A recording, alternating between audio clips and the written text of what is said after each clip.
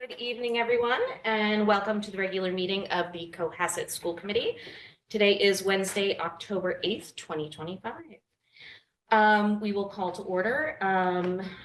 Please indicate if you are present. Mr. Dial. Present. Mr. Evans. Present. Mr. McClellan. Present. Mr. Squatuto. Present. And Jen Lesky present. We have a quorum and we'll call the meeting to order. So please stand if you're able before the pledge of allegiance. I pledge allegiance to the flag of the United States of America and to the republic for which it stands, one nation, under God, indivisible, with liberty and justice for all. Some of you may have noted in the roll call that we are pleased to have Mr. Jake Squatuto joining us as our newly appointed school committee member until the next election. So welcome. We have a full agenda and a full house tonight. So this will be a great meeting to get you started. And with that, we'll take a moment for public comment if there is any at this time. We do have ourselves being broadcast on 143 TV. You can join via Zoom. That would be the best way to comment by indicating your comment in the comments section, and we will get to you. Please make sure to introduce yourself and state your address before speaking. And we have a full audience. All right, I'll come up. Hi. No microphone stick? Could you please introduce yourself and give your address? Sure. My name is Jennifer Chu. I'm at 25 Virginia Lane. And I'm here speaking to you all for the first time. I had reached out to Corey, but he's very, very busy. So has not had time to get back to me, nor I believe had time to get back to Cassandra Bushka since May. So you are going to see a fuller and fuller house here because there are concerns about fiscal mismanagement or lack of planning that we're seeing in the budgeting around things like utilities, around things like, as the Senior has made very clear, 61% of our funds, our tax funds, go to the schools, but that does not cover all of the school costs. So more than 61% of our taxes go to the schools. And yet you guys cannot figure out how to make full day kindergarten something that is available in 95% of the communities in Massachusetts, something that should be standard here. The community voted on, that the community thinks is a good idea. And I will tell you that I have no skin in this game in terms of kindergarten. I have a fourth grader. I paid for him. I didn't like it. I didn't think it was appropriate, but that's what it was. Subsequent to that, we have had a vote. And I think the town resoundingly agreed that we should come into modern times and do what most of the surrounding communities and 95% of the communities in Massachusetts are doing.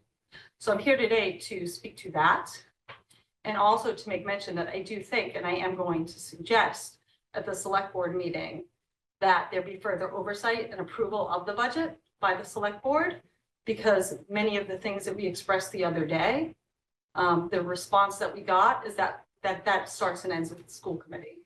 So if it starts and ends with school committee and we can't balance a budget, that's the wrong place to end, but a great place to start. So, thank you for having us.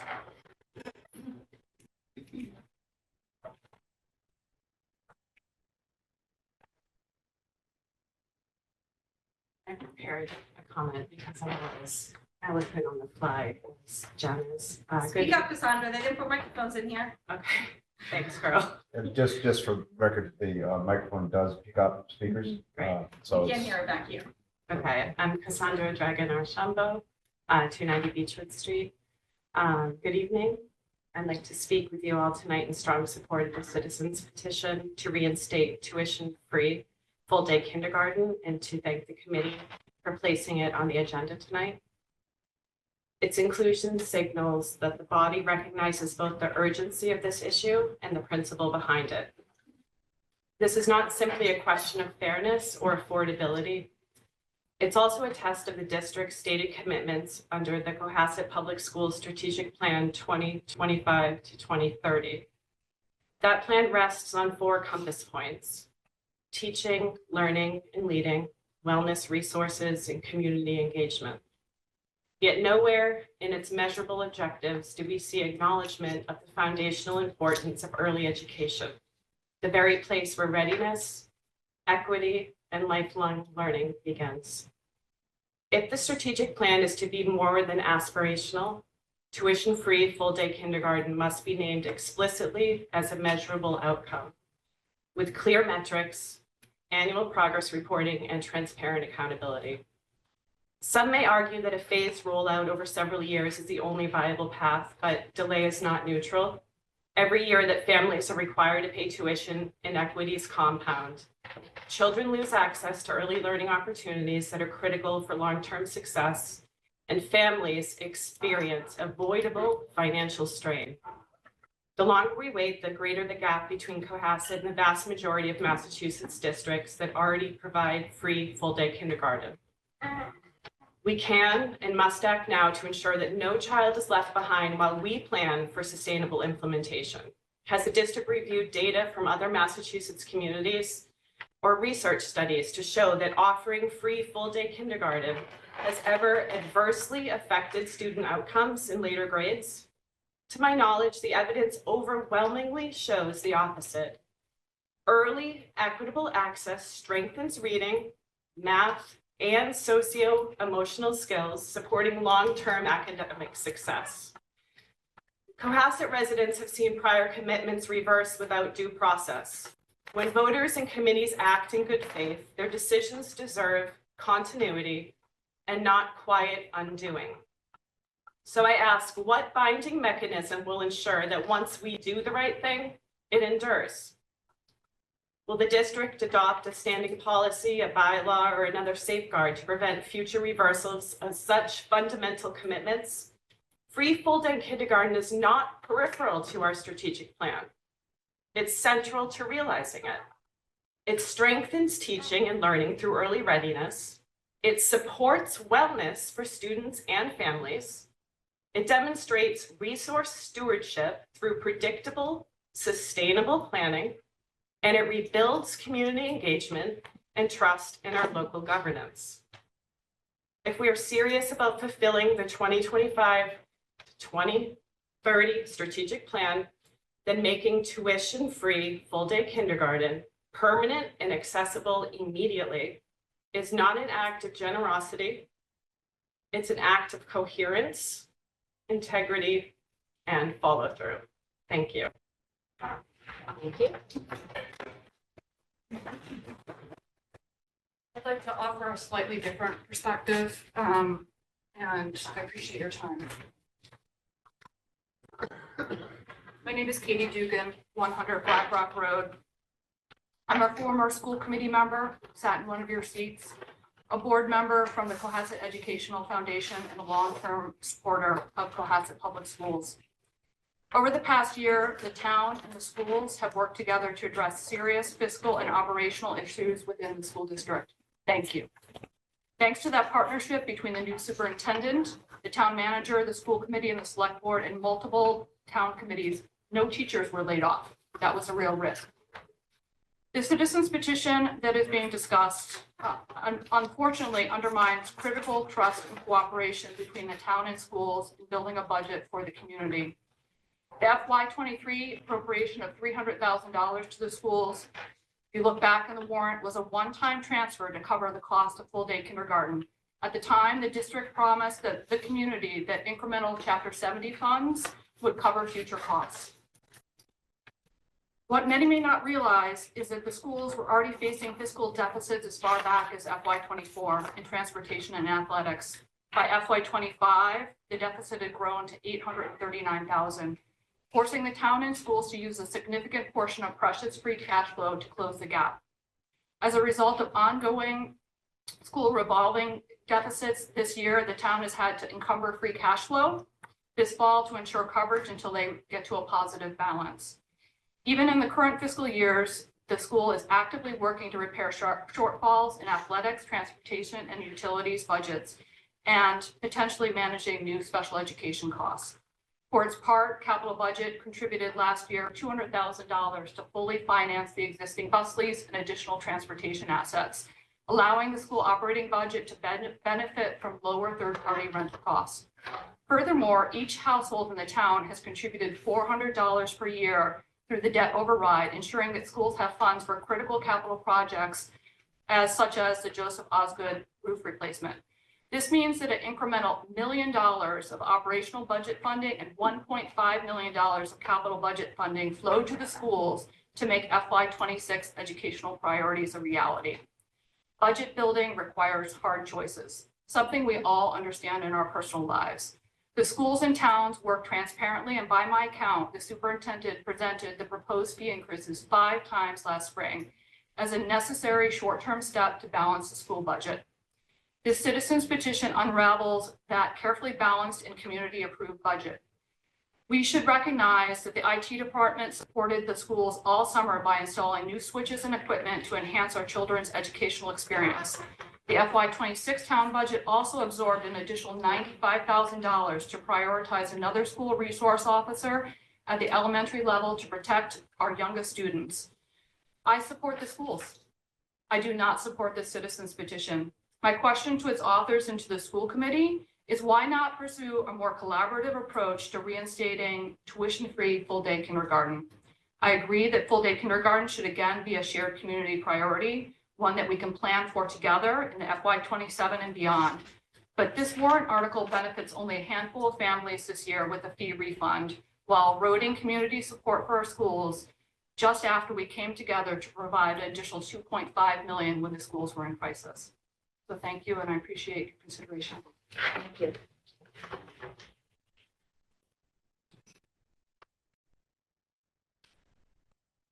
If there, let me just quickly There's check. no other Okay. online. Thank you. If there are no other public comments, we will move on to our first invited guest, our only invited guest, Mr. Will Ashton. Victoria, come up. Oh, absolutely. My moral support. You could just give me a Oh, yeah. signal when Yeah, no you're problem. ready for me to transfer slides. Sure. Let me just get you, hold on.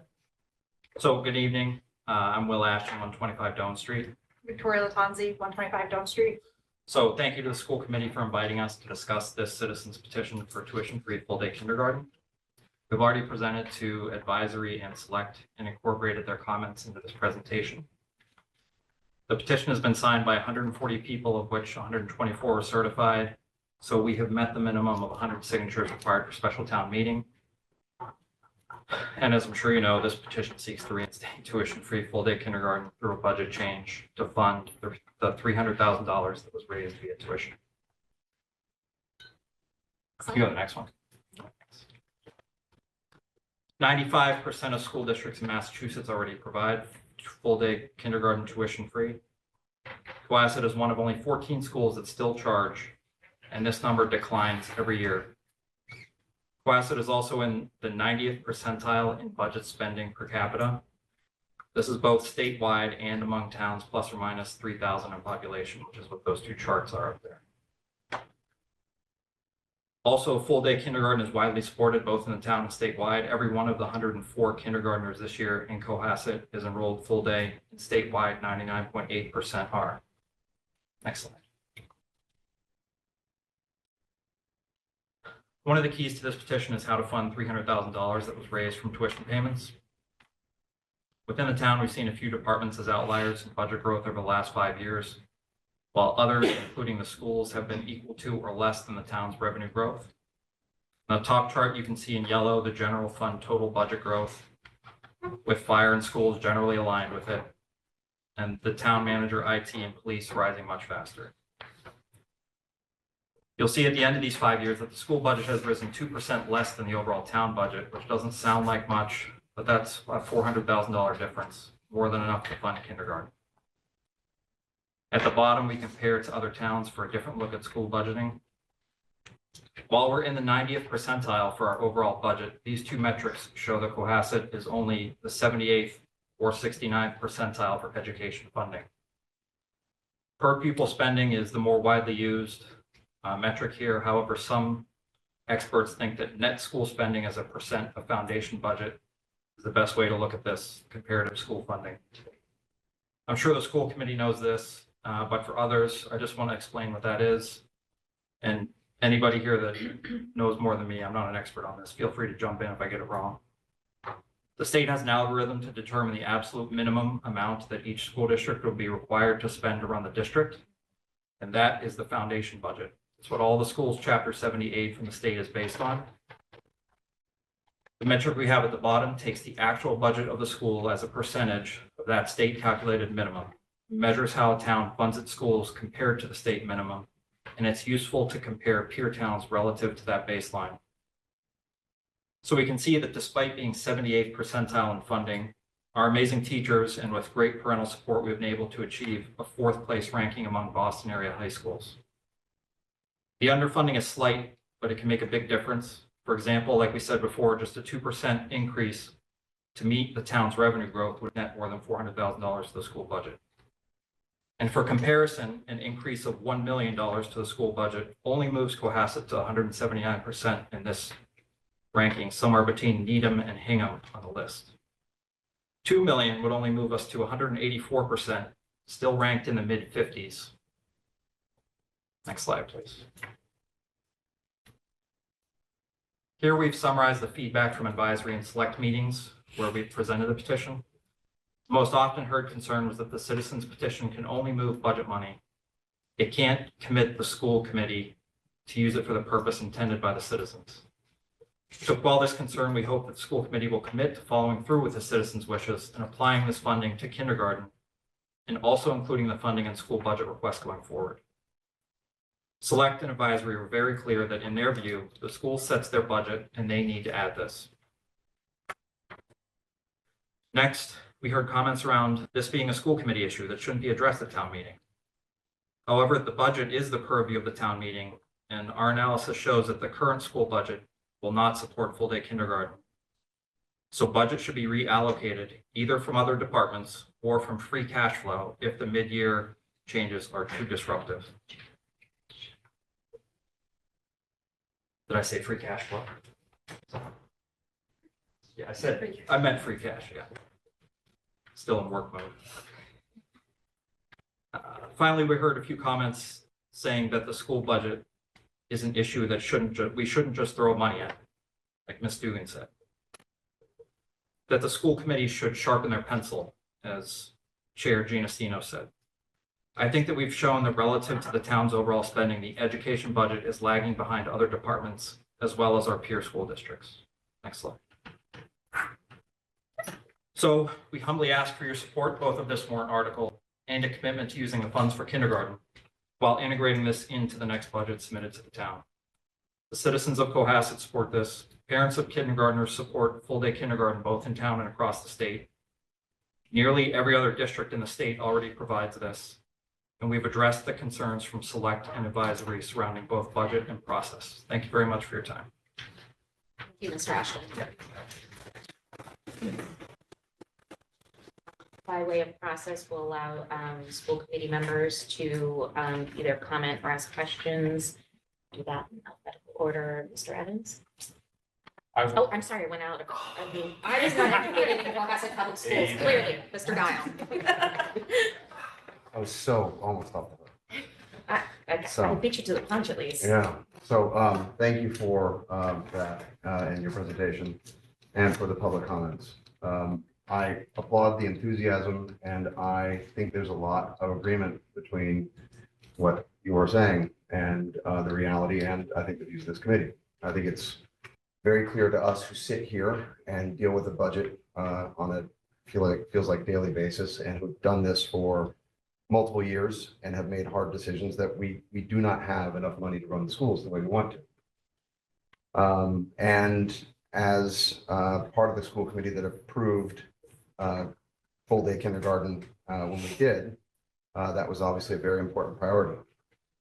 Just by way of context, that was approved under the understanding that it was effectively self-funding.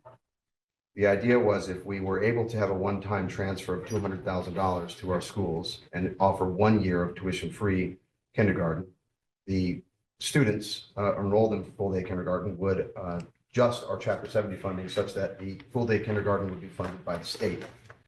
There was never a view at the school committee or discussion with the administration that the school budget could afford and absorb full-day kindergarten.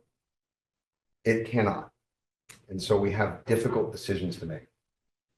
And we have difficult priorities to reconcile. I would love to have an additional $2 million, just because you suggest. That would be awesome. That would get us to almost where we need to be, and we could probably figure out a way to have a free, taxpayer-funded rather, full-day kindergarten. I do want to stress, though, that it's not that we lack a kindergarten program. We do offer taxpayer-funded half-day kindergarten. And that includes the academic necessary for meeting state standards. So we're really talking about the full-day kindergarten, and which is the extra 3 hours each day. I'm not saying it's not important. I just want to put it into context. People say, "Oh, you don't offer kindergarten?" Well, we do offer kindergarten. So when I think about these things as a committee member, knowing what I know and having worked with teachers unions, having dealt with budget issues, having made hard trade-offs, I look at the things we're facing. I look at the capital shortfalls we have. I look at the things we need to do to invest in our buildings, to invest in our education, to expand teachers. We didn't lay off any teachers, but we did have to have a staff reduction. We did have voluntary retirements. That was painful, and I hated it.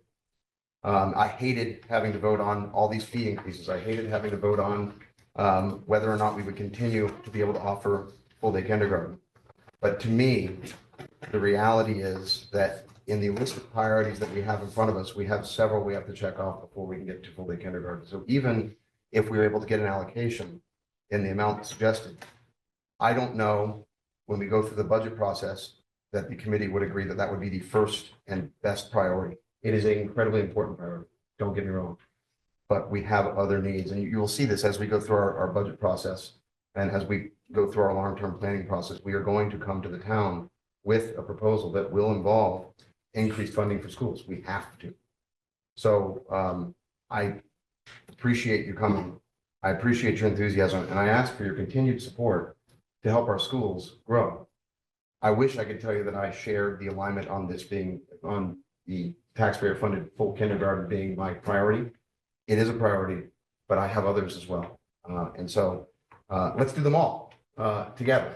But I offer that as just my perspective. But again, I do appreciate everything you're doing, and I think you all are correct is what you're saying. Since I wasn't part of the FY26 discussions over the board yet, would you mind if I go after you both and then I can lead before Mr. Squartrino? Because I'd like to hear, I haven't talked to you guys about this yet. So, you know, there's certainly, like what Lance said today, right now is informative to me as well. So if you wouldn't mind going first, because I'm just kind of a different perspective that doesn't have quite as much history. Okay, I guess I want to preface my remarks with, well, first, thank you for coming here and making that professional proposal. It's the first time I've ever met you. It's the first time I've ever seen anyone present to the committee on this issue.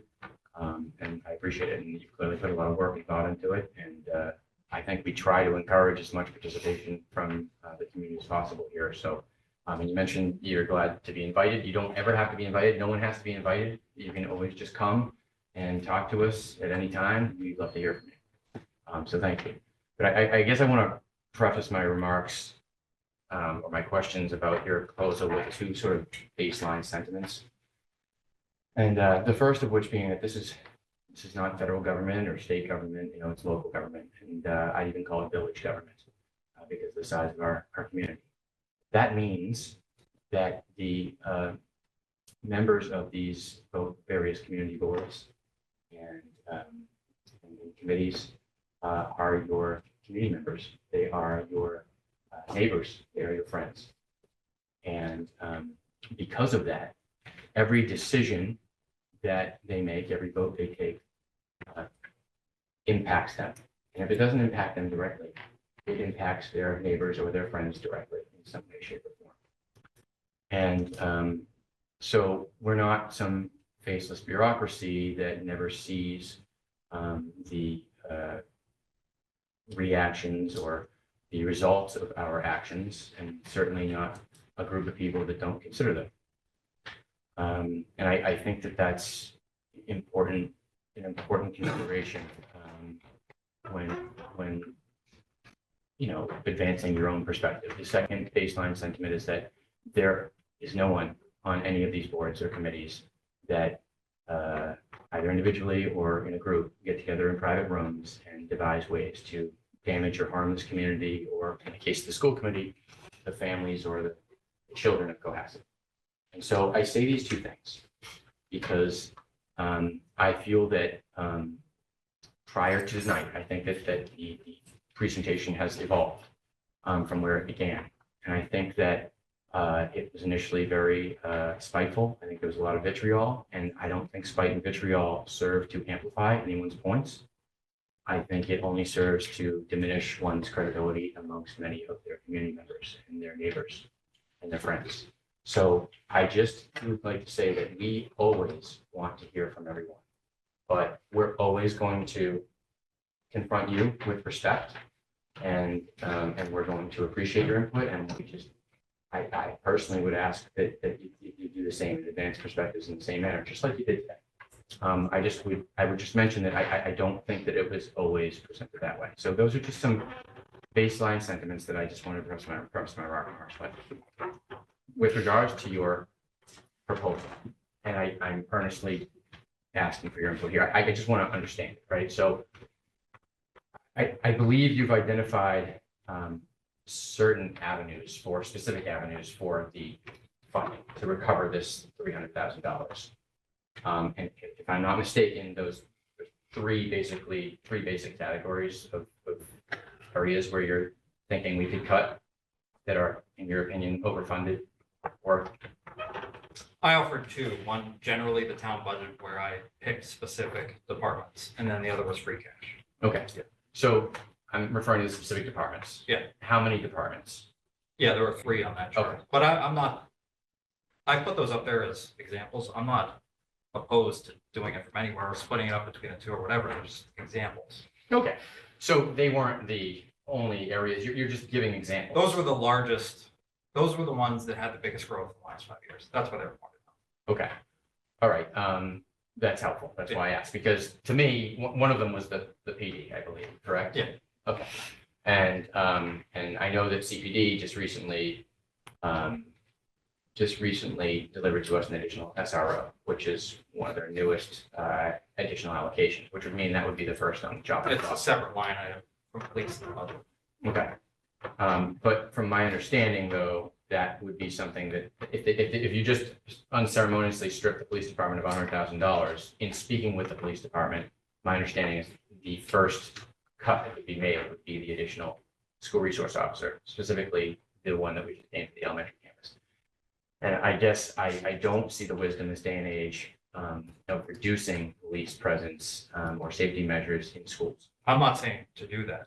You're saying the police said to do that. So I don't want it to be construed that I'm saying to get rid of a school resource officer. Sure, I understand, and I'm not trying to misrepresent what you're saying. I'm just saying, in trying to understand your proposal, I contacted the police department and asked them, because I want to understand, like, what are the options? And there are, they cannot, from contract perspectives and union perspective, reduce patrol force, right? So the first thing on the chopping block would be the SRO, and I'm not saying that was your impetus or the driving motivation.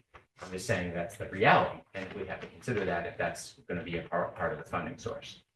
And then the town manager's office, I think, was also one of the departments. And the funding cuts would, as they often do, and as I think others have mentioned, would involve reductions in force. And that would be a reduction in personnel. So these are people's jobs, and they're also jobs that support administratively the efforts of the town manager and assistant town manager, which I think without them, it would be fairly difficult for them to focus on their day-to-day duties.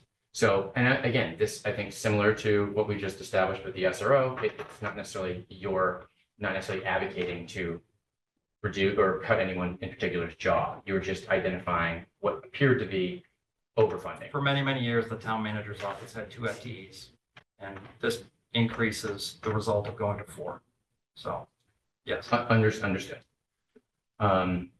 So I just wanted to basically understand that and before I could fully decide, you know, where I fell, because the funding has to come from somewhere, right?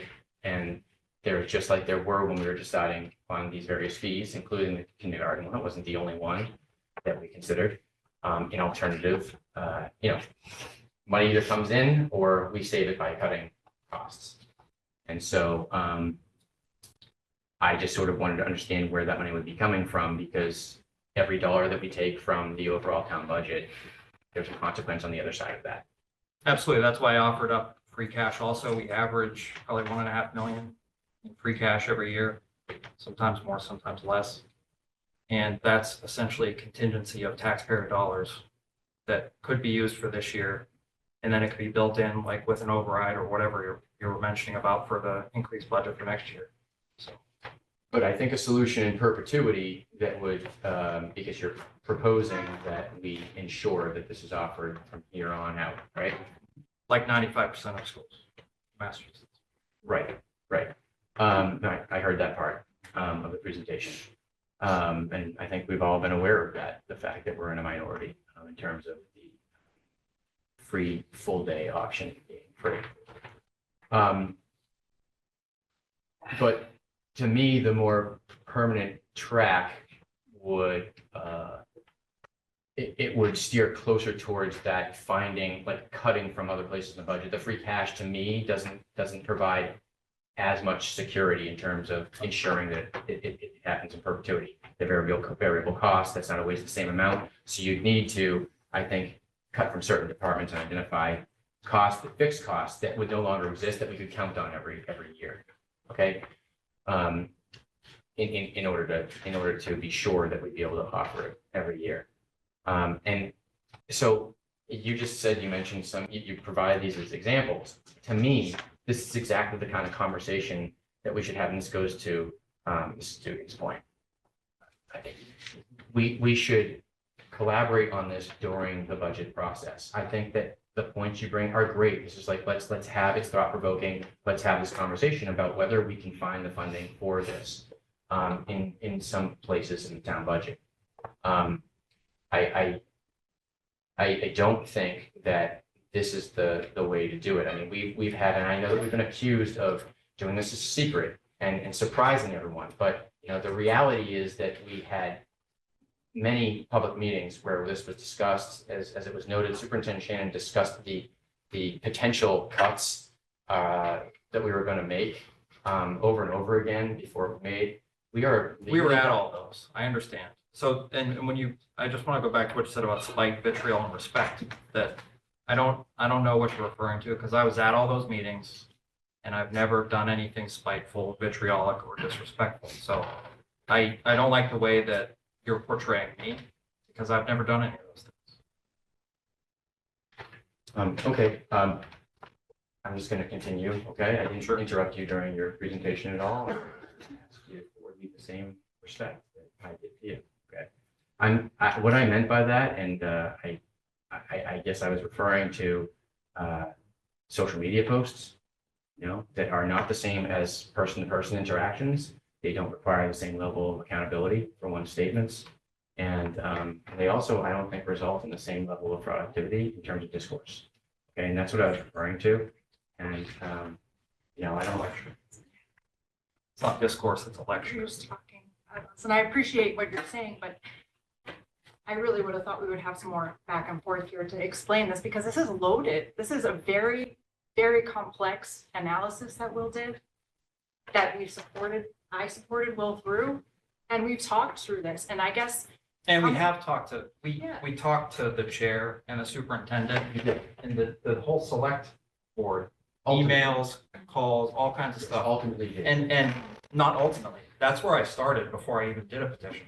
And everybody said, we don't have the budget. So I said, let me see if we have the budget. And that's what this is. Right. So go ahead, Ms. Latanzi.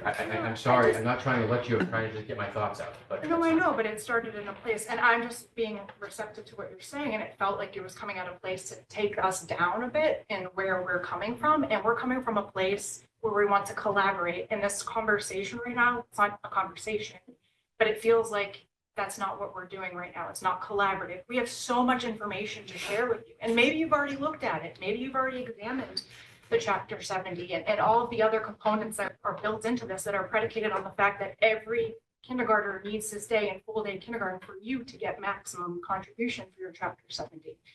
And you mentioned just being a village. We are a village, which means those budgets that Will called out, that's just, if you're looking at data, the data tells you a story. And there's 3 high at the top. So it's just natural to pull those down and say, what gives? What's going on here? And if there's very discrete, clear, thoughtful reasons why those are so high and need to stay so high, we've asked why. And we have never gotten an answer because we get people just pontificating, just explaining how they are interpreting, as opposed to asking us the questions that lend itself to open discourse. So getting back to the village piece is, hey, what could I give to you that you could set you straight? Could give you maybe not the $100,000, but the 50 or the 75 to come together, pool your resources to make the greater good be whole. So the fact that you talked to the police, and this is a perfect example, and they said the first thing off the chopping block is that SRO officer that we gave you. Why are we talking about full FTEs that are supporting the schools? That seems to have your nose to spite your face. A more compelling answer, one that is the village, to me would have been that, maybe we can find it from other, facility costs that we have built into the budget that we don't need this year. So we ramshackle everything that we need, our resources to make this whole. And so that's the part, it's not done in isolation. It's not done in those one-on-off conversations, and it's not done in the way this roundtable's going right now. And that's not what I came for, and that's not what we thought we were invited for. We really want to talk to you about what we found because we're excited. We thought we found a path forward to have an opened up conversation where this is just one example of that can just crack open a community-led initiative to have these meaningful and impactful changes for our village. But that's not where we started, Craig. Mr. McCullen, Chair McCullen, Vice Chair McCullen, whatever you want me to call you in this moment. But I really just we're here looking for solutions. We're saying the same thing. I'm saying it's half baked how it is. You all are very convinced that this is why not just go through the budget process and take part in a months-long discussion throughout the budget process, which, by the way, no one was talking to us about any of this while we were forming the budget. Never. It was just after. There were a lot of, and there were, I'm sorry, whether it was you or not, and I don't really survey, but snapshots get sent to me when people are saying things about me online. And there were vitriolic and spiteful things said about people. And I'm sorry, but that's how it started. That's how this started. And we're saying the same thing. I agree with you that, no, we are. I think have a conversation. But because we haven't gotten there. We haven't talked about the data. We're still talking about what happened last summer in a Facebook post that set us off on edge. Well, is there something else that Mr. Yes. Ashton gave a presentation? What else would you like to add then? I had asked questions about where the funding was coming from, and I thought that I got answers, but if there's additional information, then share it. I mean, you're acting as though we didn't listen to what you had to say, and then I didn't ask questions. I mean, please give us any additional information you want to share. Why, I guess for me, is why couldn't we find a path forward? Why couldn't we make this work This year, this year? Why not? because the budget process applies to next year. It doesn't do anything for this year. That And was- if there's free cash this year, taxpayer cash, that doesn't have to cut the budget, why can't we give that back to the 100 people that had to pay for kindergarten? The budget has already been voted on this fiscal year. Yeah. That's what I'm saying. That's what a Why not? citizen's petition does. It changes the budget. I understand, and what I'm saying, it is more prudent to take steps to address the upcoming budget rather than do things. I think we should do that too, but I'm saying this year, you can't affect this year in that budget process. That's correct. I understand. Then This year's budget has been set. this It's been petition- approved by the town. This petition can only affect this year's budget. It can't affect next year's. So that is the only way to do anything about this year. That's correct. And I'm saying, my position is that I would love to have these conversations so we can look at what can be done in the future. Why can't we do both? I'm asking. Because I just said, I don't think it's prudent to start in the middle of the fiscal year and try and say, oh, we're just gonna even though we budgeted for X, Y, and Z, we're just gonna unceremoniously slash $300,000-$400,000 from these various budgets and have the schools apply that to kindergarten, so people can be reimbursed. You know, it's just, it doesn't make sense to me. So let me ask you then, the free cash example, right? That's all tax money that the 8,300 people here paid to the town. And it's whatever is left over at the end of the year. So if there's money left over in free cash at the end of the year, why not give it back to the 100 people that had to pay $3,000 extra? I don't know, I think it's hypothetical. That's not a school committee issue. That's what this petition's about. We're asking on But if for you, you. on the limited Everybody's always- piece, on the limited piece of taking money from free cash and paying it to certain citizens, that would be a select board issue. On the idea of a going forward budget and how we spend budget, talking to us about, we've already voted on the budget. So talking to us about how we spend money next year, being involved, that's a school committee issue. Great. So how we allocate, the thing I was talking about, the priorities, you know, do we expand or rehire a middle school teacher? Or do we give free kindergarten? That's a school committee decision for next year. But if we're gonna take free cash flow from the free cash. So let's talk about that, right? We have had declining enrollment the last 10 years. So why would we add a teacher instead of doing what This is a 95%? hypothetical. Yeah. So So is mine. But what are the priorities that are above kindergarten? we have had many meetings about priorities. I'm not gonna rehash them here on the fly. Okay. But I could refer you back to the prior meetings we've done and the meetings that are going to be coming up. So, and just to get back to your point about the $300,000, I think this petition is unique. Maybe it's unprecedented for this town, but it wasn't something that we thought of on our own. I mean, we literally tried to contact everyone in our town to figure out what was our path forward, what was the next step to continue this, to continue just folks' engagement and really wanting to be part of something that we can work together for. And this is where it came to, is that in the way we have our local government, is that we have this power for citizens petition. And so by putting that forward, we've pushed the envelope to create an opening to give you the money from the town for this year.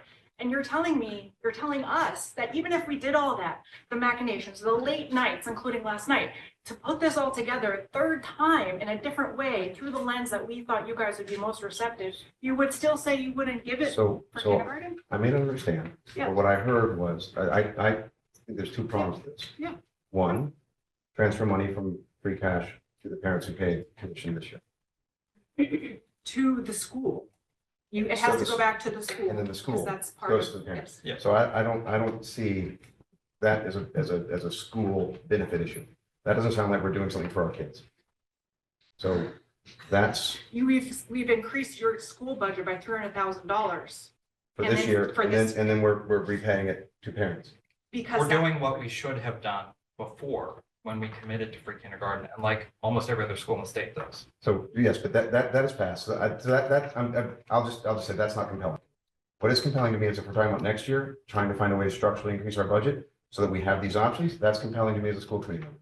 But why wouldn't you take the power and the momentum that we've generated behind this in our community to move that forward in a community-led initiative, to take this and support it, to create more engagement for your school committee issues, to help you champion those. So That is if, what we're if, offering. if it does pass, which I don't know if it will or not, and then you get $300,000 from free cash, what are you gonna do with it, I guess? Can we just return to asking questions? Because Sorry. some of us haven't talked yet. Yeah. It's And sort I of- just, we're getting and caught Ms. up. Robbins, I'd also like to let the public know that our process here will be to allow every school committee member the opportunity to speak, and then the floor will be opened again. We do limit public comments to 3 per individual. So just keep that in mind as you're thinking about what you might like to say when you like to use your turn to speak. So Mr. McClellan, are you finished with your comments and questions?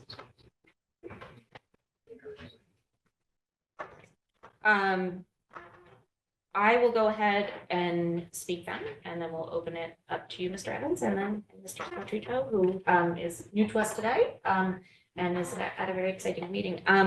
The first is a thank you. I have had the opportunity to meet with you, Mr. Ashton, I have seen this presentation or variations of it at least 3 times now. And it has changed, and I appreciate the way in which you have listened and taken feedback and tried to problem solve. And I am hugely appreciative of the time and research that it seems like collectively you as a family have put into this endeavor. And And not just family, it's not just us. I understand that. I understand that this has been a major grassroots effort, and I am certainly in favor of citizens getting together and finding their voice within the community. I'm also thinking right now about how lucky we are as a community. And I mean that in that, I think it's the exact same words I said at our school committee elections last week, is that one of our greatest assets as a community are the many bright minds and the caring people who are in this town.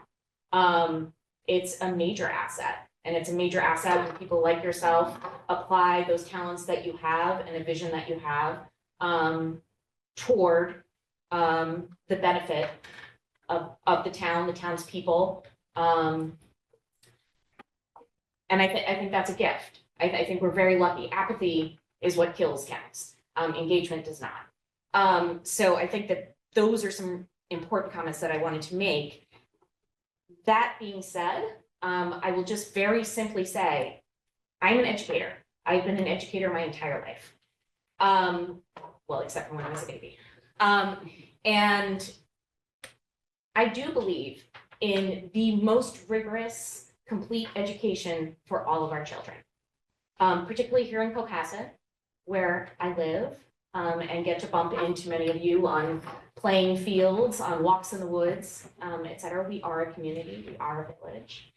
And the reason I am on the school committee and was on the CEF and part of the PSO and a room parent, even as far back as preschool, is because I care about our kids. And I care about our schools, and I also care about our teachers and administrators, and I care about our town. That being said, I stand behind my point of view that I had when we met in August, which was I believe in free K. I also believe in collaboration with other town committees and departments.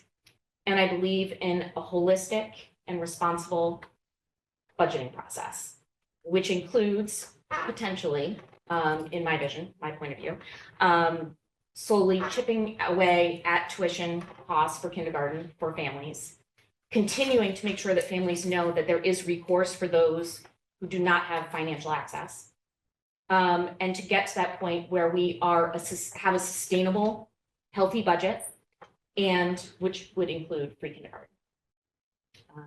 And I'll leave it there. Thank you. Mr. Evans. So we know each other. You've seen me before. We met before. Our daughters are. Yeah. So when I see you, Not in kindergarten, by the way, in case anybody's wondering. No, they were in kindergarten. No, I mean, they're not in kindergarten now. No. I was If like, anybody thought that I was trying to like, get my money. did my daughter get a name change? Like, No. so like, one thing that really is tough about, I've been doing this a lot, right? I've been doing select board and capital budget, and I was on cable advisory. I'm in the MBTA advisory board. Is this thing that happens where, you know, you've got these people here and you got these people here, and it creates this sense of like fight, right? We feel like we're doing this. And watching select board advisory, I can get why you feel that way, right? I can get why, you know, it feels like you are pushing, like, I don't want to rephrase what you said, Victoria, but like the idea that you're not being heard, you're not getting it, right? And one of the frustrations is like when you sit over here, it just happens, right? You've seen me before. I was my daughter's dad, and now you see me as something else. I haven't changed at all. I mean, I put on a jacket because, you know, I try to take this seriously. So it's challenging to have conversations because of that dynamic, right? Where you feel like you're opposite. I am on the same side as everybody here when it comes to the priorities of the schools. I was on the select board. My last vote on this matter was on the select board when I voted to use free cash. And as I think Ms. Dugan phrased it very clearly, 2 years ago was to put free cash towards kindergarten for the next fiscal year That way we get chapter 70 money. And I share your frustration. I'm not going to share what I said at the time, but when that didn't happen, I was very surprised that we didn't get that state money. I've gone back and looked at the discussions we had at the select board and at town meeting. At no point was it ever presented to me as a select board member that the state funding for that came with a caveat. And I think if I knew that at the time, I would have had a different conversation. Can't replay that, that happened. But it has led us here today, where we did something that wasn't sustainable, and now we're here. There's a couple things, I've watched every presentation you've had, and there are a couple things that honestly just hurt me personally. And I just want to share them, which is, I think when you were talking to select board or advisory, one of the things you stated was that the school stabilization fund offloaded costs. I authored a large portion of that one, right, on capital budget, and I've got it from. And one of the lines I authored was specifically stating that the fund was not to be used in place of normal capital appropriation. I ensure, it's been hours, ensuring that the $1.5 million we got did not cost us anything, right? So I've been fighting, I was on capital budget last year, where I fought for, again, the student put it on it, but really over $100,000 of increased spending towards the schools, including the sidewalk, which you drove by. The sidewalk was never built. So if you're walking up the street and you try to come into the building, you have to go into the road in order to walk up to the field. That's been pushed off forever. I pushed, I said, no, we're going to do this now. It cost us 50 grand. I don't know why sidewalks are so expensive. Whatever, this tree frog or something. So I see these things a little bit differently. I see what we've accomplished. And I also see how hard it was to accomplish those things. Because one issue with this form of government, right, democracy is the worst form except for all the others, is that at town meeting, everyone gets to vote. I was at last town meeting. It came up. Why are we spending money from the town budget on school stuff? I stood up and I defended the schools. At the town meeting, I said, no, this is not what the fund is for. We need this money. I support it and worked on the additional $800,000 that the town got. So I'm very clear on kind of where, I stand and what my priorities are. And I share very much your ambition to where you get done. I think this petition, I think one of the problems is that the petition is structurally unsound. And I also agree with what you said earlier about if we had connected earlier in the process, maybe, even before I was on the school committee, there would have been ways to do it. Or at least ways to push the ball forward. Progress is incremental. I echo what Mr. Dial said, Mr. Cullen said, that I think this is something we can get done. But if we do it this way, and I don't mean this because I disagree with what you're saying, but I've been doing this a long time, and I know how town meeting goes. If we do it this way, it'll make it hard for us. It really will. I think that if you're willing, right, I would request that we revisit this for FY27, and we work together on getting it done in the proper way. Because this, as you run into, you've got issues with how the funds go to different budgets, where it comes from. There's a lot of stuff here, and I feel like we're getting stuck in these back and forths, and it's not really where we want to be. We want to be in the place of like, hey, we have priorities as town, right? It's the senior center, it's the roads, it's whatever it is, but we have to prioritize. We have to go through that process. And I'm all for trying to figure out how to get schools more of that. But I mean it sincerely that this petition at town meeting will hurt that effort. I have no criticism of your effort. I'm just seeing how things go. And I'm hoping that back to collaboration, right? Doesn't help us for this year. That wasn't part of that vote, that's done. But I do know that to get this done, we can get together and do it. That's what I have to say. I appreciate this. Thank you. I just have one question on what you said. When you're saying get together for the next budget session, are you saying incrementally for 5 years, like the chair said, or commit to funding it fully next year and next year's budget? I Or can't, you don't know yet. I don't know yet. I mean, I can't commit because we have to go through the whole thing, but I can commit to work with you, right? I can commit to say, I think of all, I mean, I'm gonna, pat myself on the back here, but out of everybody here, I've got the most experience on all sides of the aisle. I know the municipal budget process. I know how it works. I know all that stuff. And I think some of this you've run into hasn't been, it's hard to listen sometimes, like it's hard to hear through the noise. It's just how things work, right? But I think that if you go back, there's been a lot of support for what you're asking for, or not what you're asking for. There's a lot of support for the value that you put forward to the community. Across the board, I think everyone here said the same thing. And I don't want this to lose because of the faulty basis of it, the faulty construction of it. And that's just very straightforward feedback, but the basis is faulty. So if we want to get it done, right, the question is like, always, do you want to be right? Do you want to get something done? If we want to get it done, we can do it differently. I'm committed to that either way. This is not a do this or not.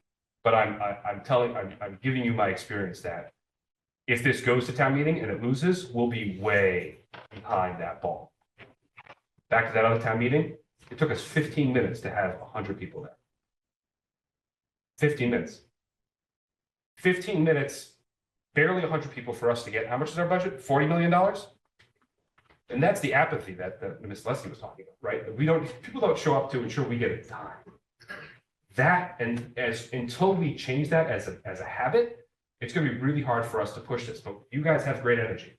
If we can get 20, 30, 50 parents to show up, because we have created a way to, because we have something to show for. I want that to be the goal. I can't promise what it is because again, it's town meeting, right? Town meeting votes how they vote. Town meeting, the floor of town meeting can do whatever they want with their budget, and we just kind of sit there and hope for the scraps. That's not true. That was a little extreme. We get the majority of the budget, and that's great. But there is a lot of pushback that we get.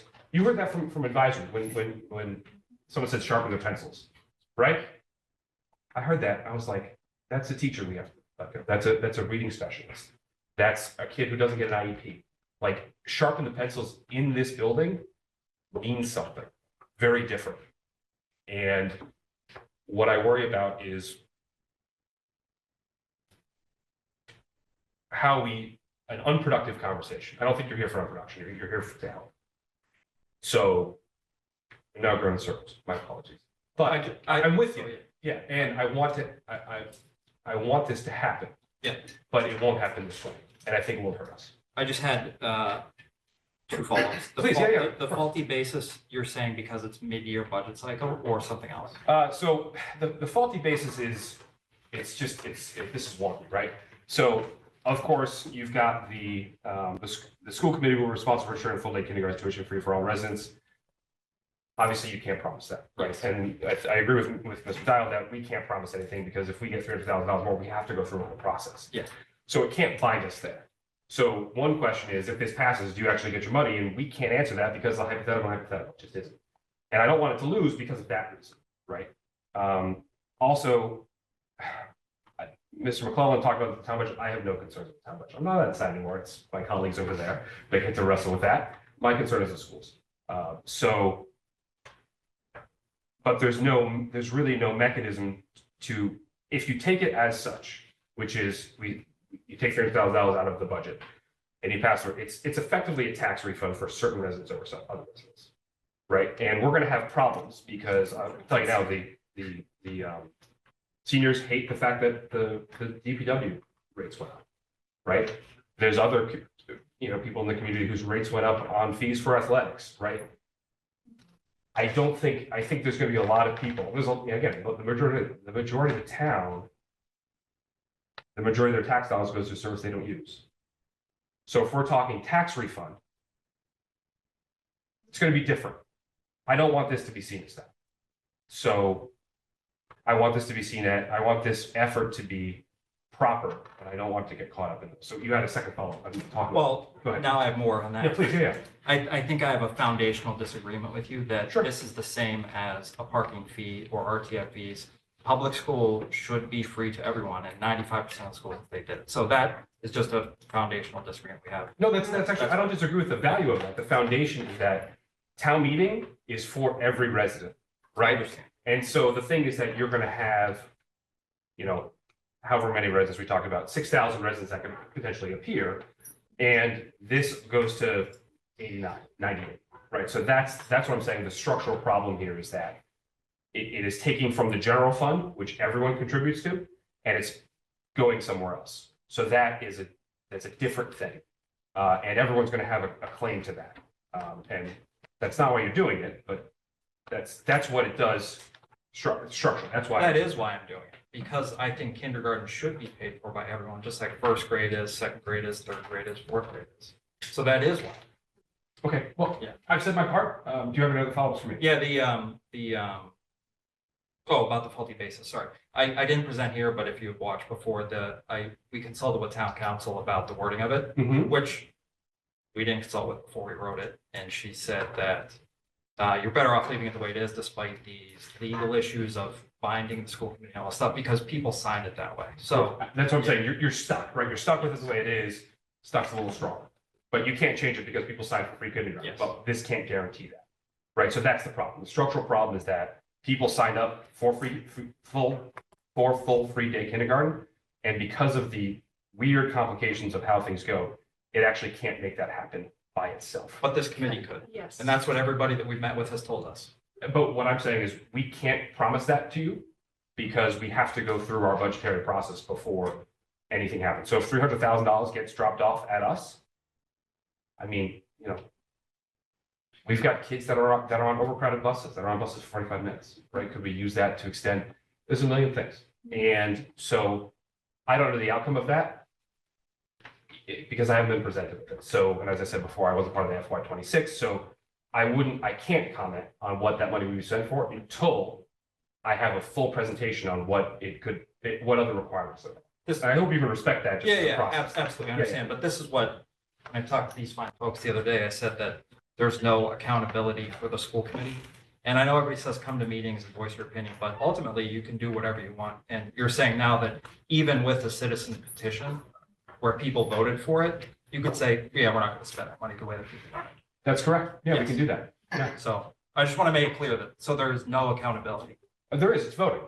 And that's actually another problem. But that's what I'm bringing No, no. something Here to for you vote. guys to vote. And Yeah, how is it any different than if someone submitted for a grant for certain use of monies? Which is, if you think about it, kind of what this petition is that you got people to gather to get the money for you under the pretense that it'd be used for this.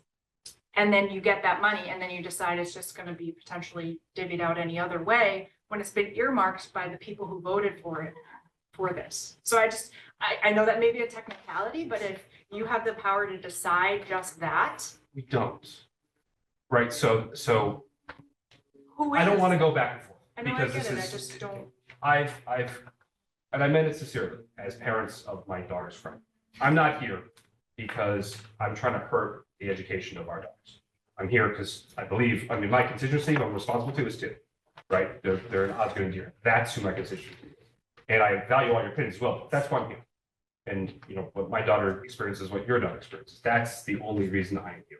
And I hope you can internalize that. It's really hard.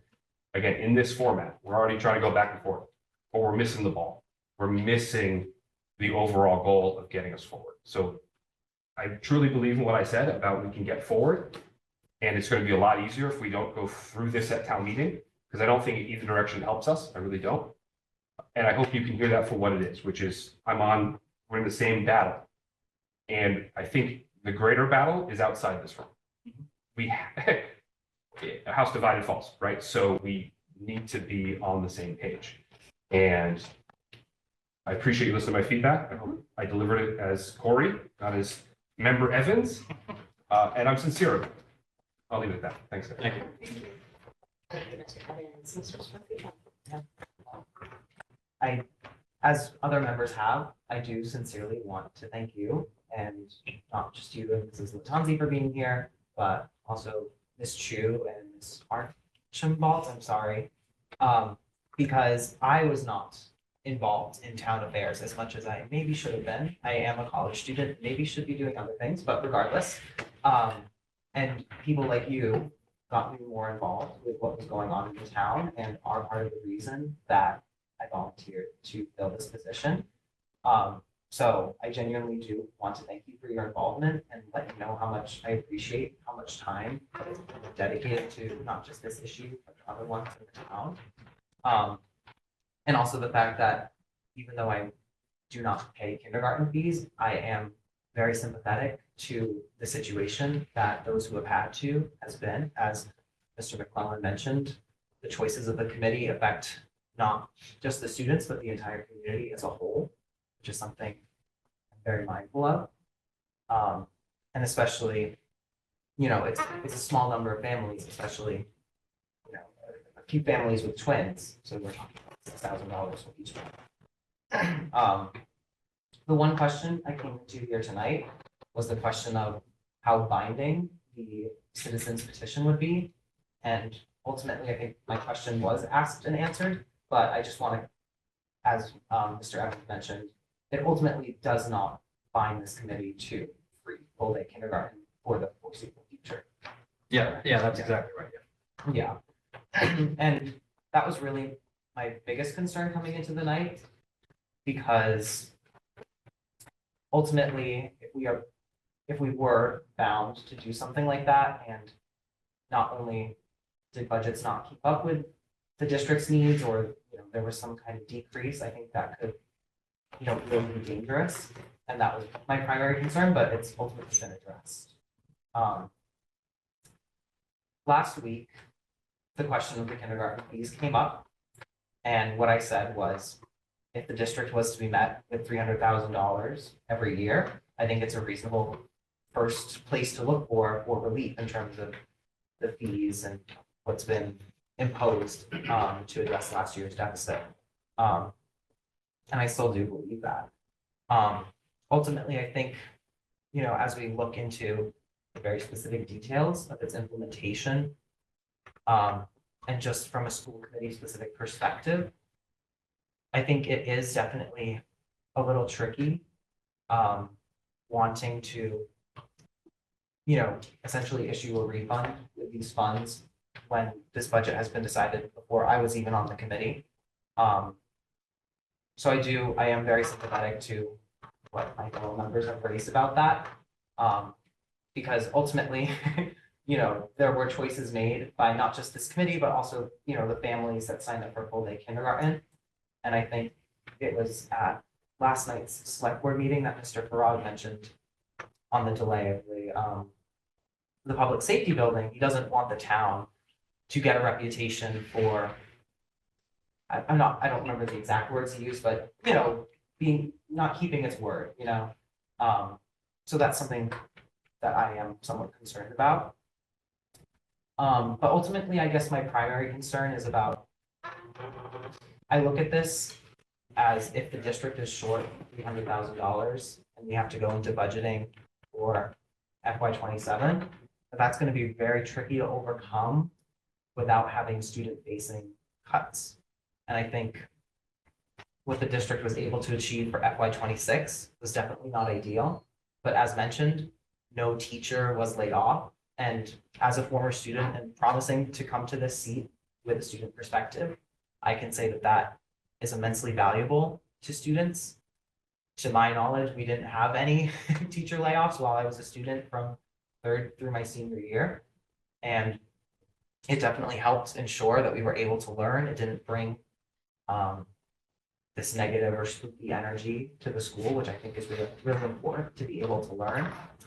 And I'm going to quote Mr. Farag again. I believe it was last week's select board meeting, when the topic of the petition came up. He was talking about, you know, obviously the district has and the town have real issues that we need to address. But on the other hand, every day, everybody's coming to school, including my brother, and is learning and is not, you know, for the large part, not aware of what's going on. And I'm worried that if we have another $300,000 we have to make up next year, that could change.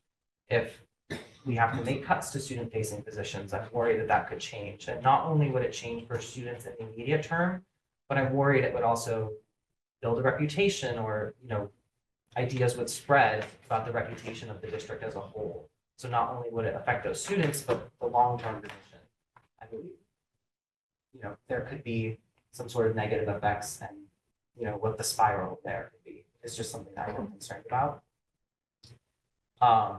And lastly, my final concern is about if the petition passes. I know that there's questions about, the police budget cuts that result in the SRO being cut. I know that at the select board last night, and maybe this is not entirely correct, but I believe they said a lot of the increase in IT spending was to support the schools. So I'm worried, and if you have more research on this, I would love to hear it, because I'd love to be informed and want to make sure I'm correct about this. Obviously we can't, if you can guarantee where this would come from, but wanting to make sure that even if this does pass, it's not going to ultimately make its way back to cutting from the schools ultimately. Because I don't think that's really the goal of a lot of people, is to come in this and look at cutting 300,000, which, as I said, would be really tricky to do. And ultimately, I know that this has also been echoed by other members, but opportunities for FY27. And I'm certainly not here to scold people for not attending meetings, as has nobody, but I am definitely not somebody who was attending meetings, and now I am. So I'm fully aware that those opportunities are out there, and I think there should definitely be chances as we go through the process for FY27, which I will be, to building a budget that would include this. Thank you. I would also like to give the floor to Superintendent Shannon, if she would like to speak on behalf of the district at this point, and then we can open it up to the public if the public still has comments. Thank you for all of the work that you've put into this. I think you've drawn more attention to some of the points I was trying to make about Chapter 70 and how public school budgets are funded. And you definitely have educated people more than I was able to do throughout the budget process last year. And I think you have a great understanding of how schools are funded. And I hope that more people will come to understand how schools are funded, because this is a Cohasset concern, but it is a public school concern across the entire state. And it's something that we all need people to be involved in. And I think that ultimately we are very much aligned philosophically. I very much believe in full day K. It's why we offer as many structures for those who couldn't afford the fee as we do, and why we work with so many families when they need assistance. Because it is without a doubt the foundation of the school district that we have.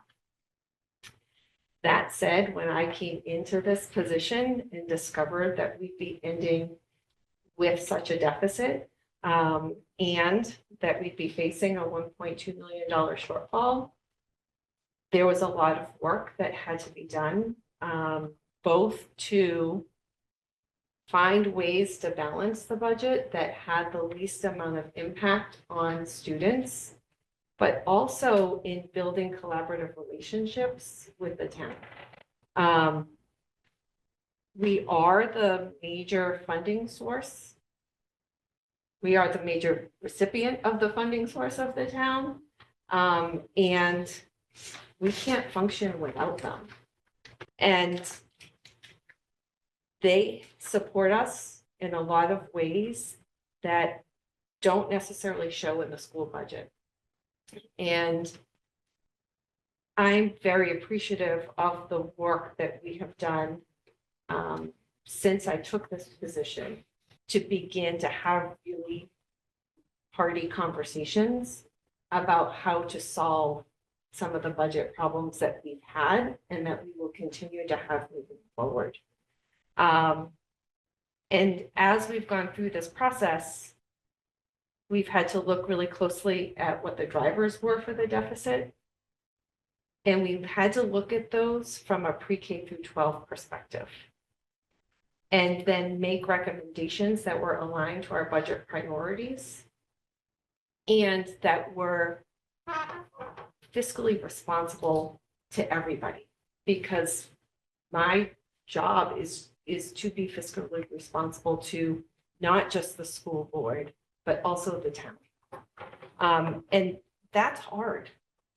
There were some real tensions in those decisions that we had to make. And none of them felt good. We are sitting here tonight talking about kindergarten and the fact that we didn't cut teachers. We did reduce ESP positions. We lost people. And though not at the Osgood, other schools are feeling the impact of those losses. And we had to increase other fees, and families across the district are feeling the impact of those increases. But we are committed to supporting all of those families impacted by the fees so that everything that any family wants or children want is accessible to them.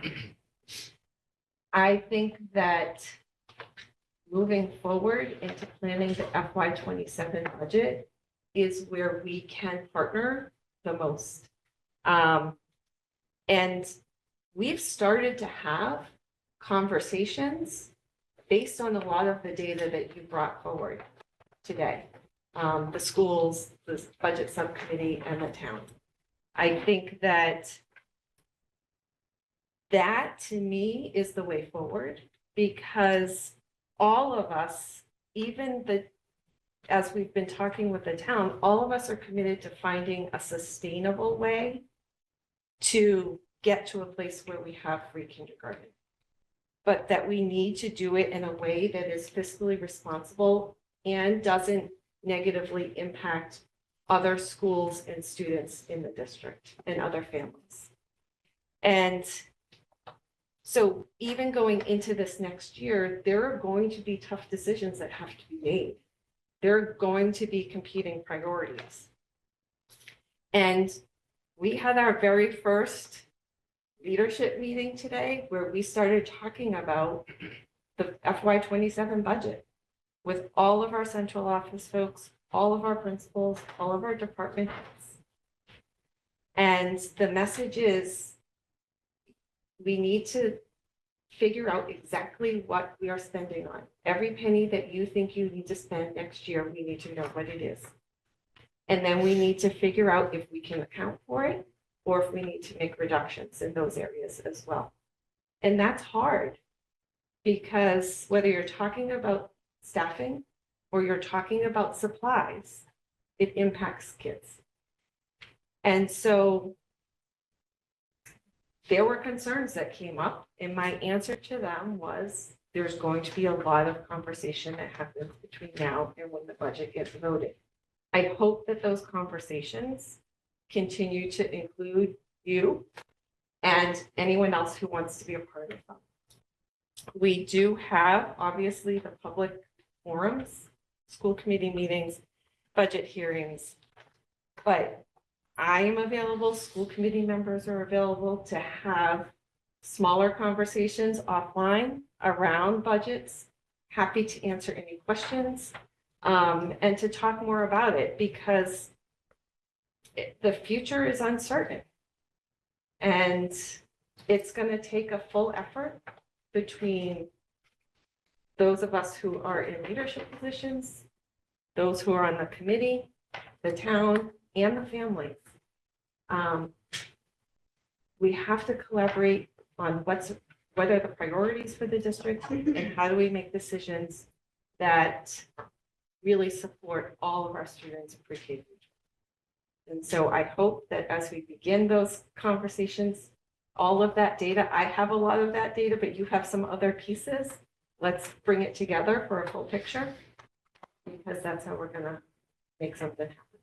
Absolutely. Thank you. Thank you, Superintendent. If there are public comments at this point, we can take additional public comments on this topic.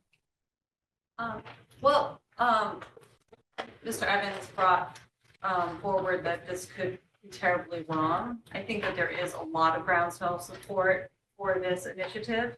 And so my question to. I think we're making public comments. Right? Yeah, so my question is, what are your opinions about what it would say to the community and to this board if it passes? And so how does that land as opposed to being a negative? What if it passes? And because we're talking about, a tax refund, this is a tax that nobody else paid for, including me, because I don't have a kindergartner. So, if it passes, does that send a different message? And I would like to, off of that, understand from each of you that in the theoretical scenario where we did have this allocated and the community is expecting that it be used for a specific use case, what your vote would be on how to use that when you all get together. Thank you. Are you able to answer that during this public discourse? We're taking public comment at the moment. What I can say to you is to reiterate what many of my colleagues have said, which is that we follow a budget process, and which would involve a collaborative discussion and to look at our current budget and our current standing and whether or not we are meeting our obligations and on track to meet our obligations fiscally at this point. So I can't answer that right now. No, I'm sorry. And it's not because I don't want to answer that right now. It's because we cannot answer it because it is not part of our process and because it requires so much information to digest and discuss before making a decision like that. What kind of information does it take to digest and discuss if the community says, here is $300,000 and this is how we'd like you to spend it? What else is involved? I would like to look at the current budget as it stands. And to understand forecasting forward what we might need. And I think we're gonna leave it there because this is a public comment, it's not a discussion. But thank you, and if you'd Well, like to I would connect. invite any and all of you to come to a coffee hour at my house, which I'm happy to host with the community, so that we can have conversation as opposed to comments and have it be more collaborative. So I'm putting that out there. When, Ms. Chu? Whenever you would like. Anything time except for the third week of every month. I'm interested. So Monday through Friday or weekends, I don't care. You guys give me some dates and times. It would be during the lunch hour or like 6:30 at night, or we could do it anytime on a Saturday or Sunday. We could do it on Saturday night and have wine. I'm good. So let's pick some times. This is an honest offer.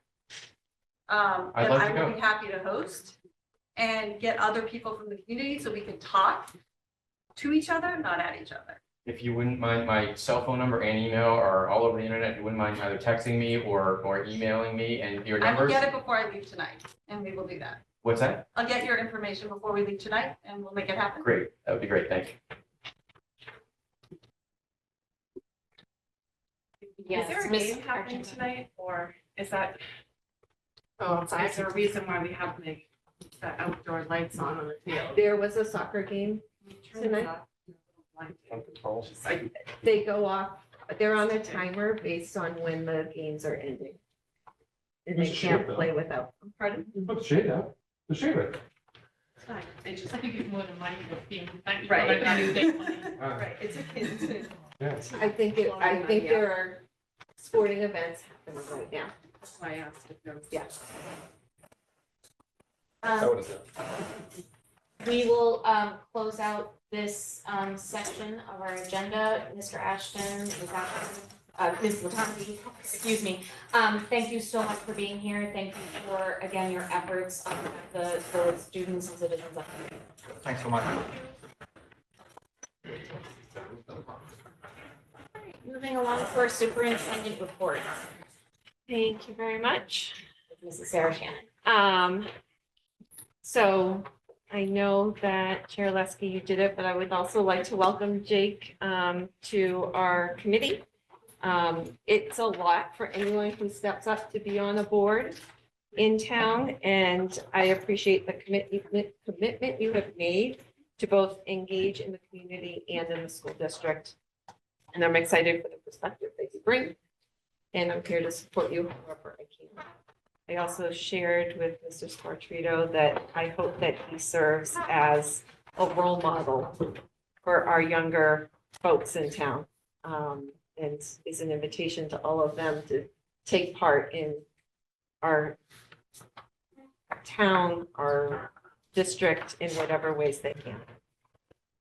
I wanted to provide a couple updates with regard to our strategic plan.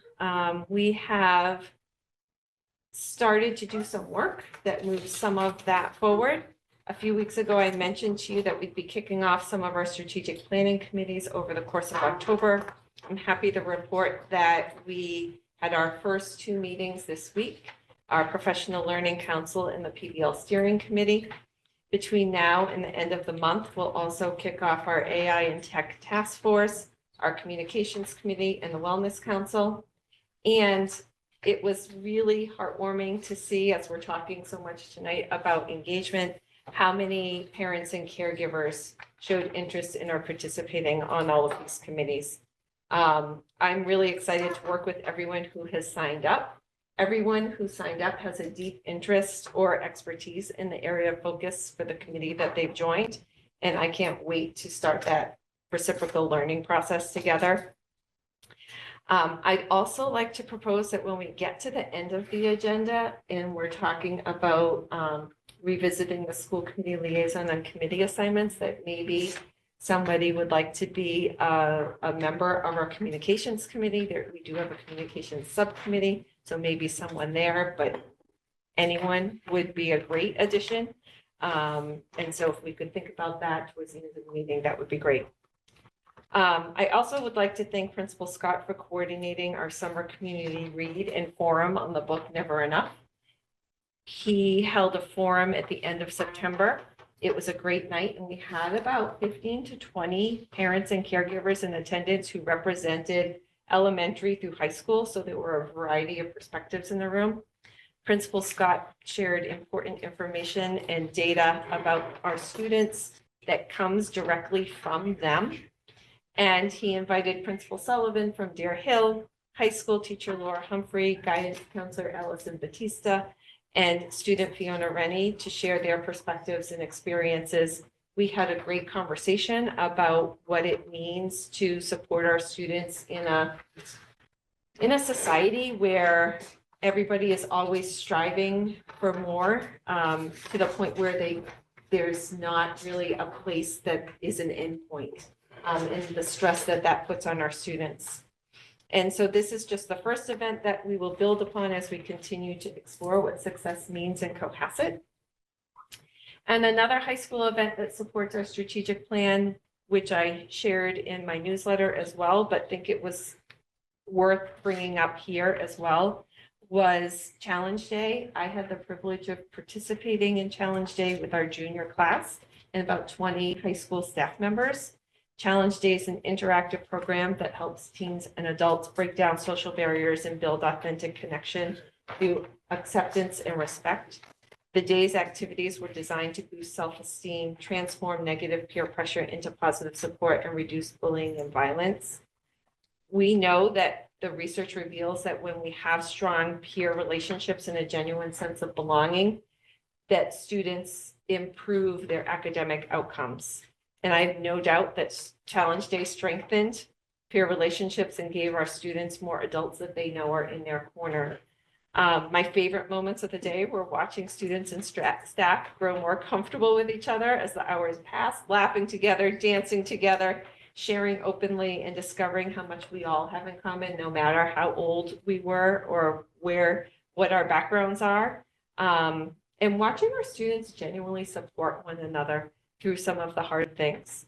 And so I'm grateful to Principal Scott for bringing Challenge Day to the high school and to the students and staff for welcoming me into that experience.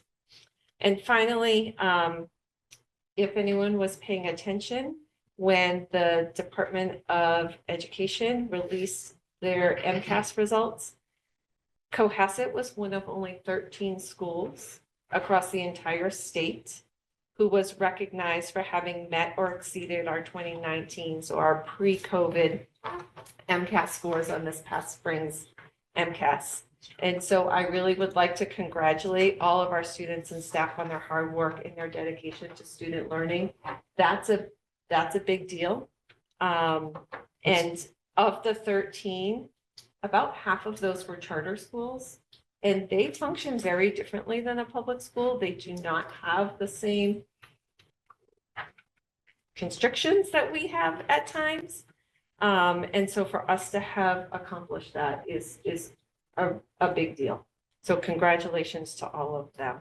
And for any parents or caregivers who are wondering how their individual students did, that information will be available in Aspen on October 17th. So that's the end of my report. And then if you have questions, I'll answer them, and then I'll go into the other 2 items in my section. Mr. Evans, did you have a question? I jumped in, so I'll sit down. If you have questions, I have a motion of point of order. Oh, so no, MCAS. So just for some context, it sounds like we are ahead of other peers, the whole state. Yes. Sounds like we're doing great, but what's like a state average? How do we understand that in context? So all of the data was just released. Okay, And so context coming. Dr. Scollins Okay. will give you a full presentation Gotcha. a little bit later in the late Wonderful. fall, early winter. Okay, thank you. Yes. There's a lot of information to digest. Madam Chairperson, if I may, I just had a point of order before Superintendent Shannon moves into the next portion of her report. I noticed that the citizens petition vote is towards the end of the meeting, where we had a bunch of concerned members of our community here and likely have to get home to kids. I was hoping that maybe we could move that up. I could make a motion. I don't know if it'll be seconded or if it'll pass, but I'd like to make a motion to maybe move that up in the batting order to right now, so that they can have some closure there at least, and then they're welcome to stay for the rest of the meeting, but I imagine at least a few of you might want to leave. So I move to do that. Okay. Do we have a second? Second. Okay. Mr. I Quadrigo didn't is want going to to be too second. presumptuous. Thank you. Full member. All right, so, And this is just the motion to move it up in the batting order. okay, so now that we have, this agenda item moved up in the, The vote on in the motion. meeting. We We have to vote. move. So I don't know if it'll pass. I've moved second, so I don't know if it'll pass. We have to Okay, have a- all right, a vote on it. we'll do roll call vote. Mr. Dial? Just to clarify the motion, motion is merely to move the item up in the agenda That's it. from where it's. That's this current motion, yes. So aye. Yeah, I can't imagine that we're going to be missing anybody, and I don't want to miss whatever that discussion, so I would agree. Aye. Aye. Chairperson Westby? Aye. Okay, so that, now that this agenda item is on the floor, I'll seek a motion to recommend Article 14, warrant Article 14 as presented in the warrant, and I can read that to everyone, so we have the exact language. It's actually Article 13 now. Citizens petition tuition-free full-day kindergarten to see if the town will vote to guarantee tuition-free full-day kindergarten to all residents beginning academic year 2025, 2026, fiscal year 26. For academic year 25, 26, this requires the appropriation of $300,000 from the town budget to cover the cost. The school budget will be rebaselined to include funding for full-day kindergarten. Thereafter, the school committee will be responsible for ensuring full-day kindergarten is tuition-free to all residents absent a town vote clearly delineating otherwise.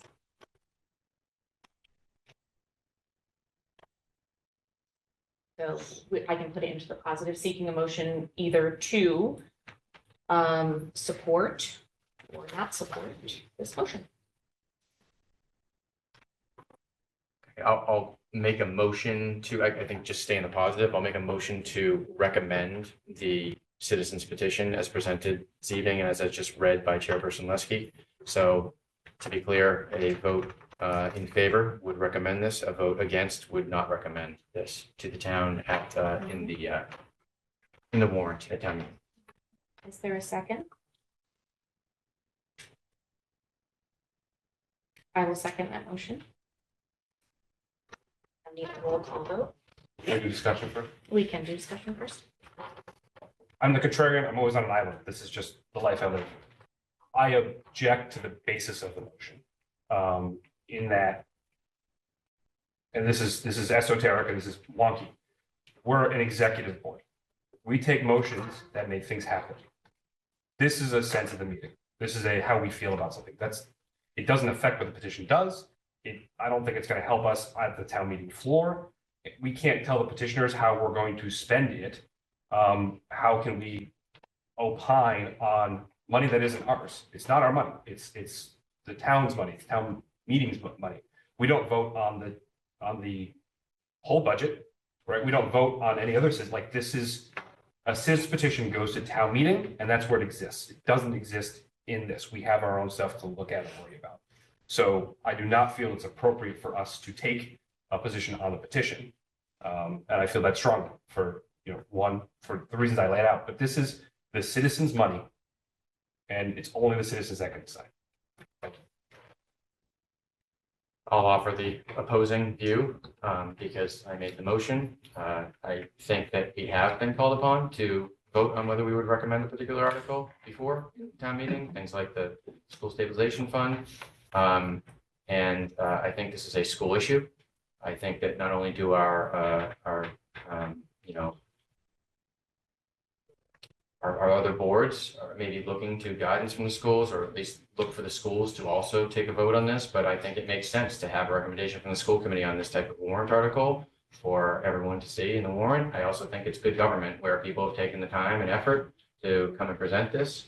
And whether we agree with it or not, they have put a lot of time into it and have made a professional presentation today. And I think that they deserve a response and some action on their petition. So that's my position on it. That's a clarifying question on the motion. To whom are we making the recommendation? We're recommending it to the town, So or are we recommending it to the select board? Or I guess what is it's the town. We've all seen the warrant, right? And after the article, it'll say select board recommends by a vote of 5-0. Advisory recommends by a vote. This is a school specific article. So it would say school committee recommends by a vote of, or school committee does not recommend by a vote of. That's what it is. And this has been done before. It's not something that, so it's just, I think it's a recommendation to the town at a special town meeting. People can look at that and consider it. And But I think we have a point of order, have a motion duly made and seconded, so I think we have to vote on it at this point. So I mean, people at town meeting can look at the recommendations and consider them or discard them. Right. Further discussion? We'll do a roll call vote. Mr. Dial? nay. Mr. Evans?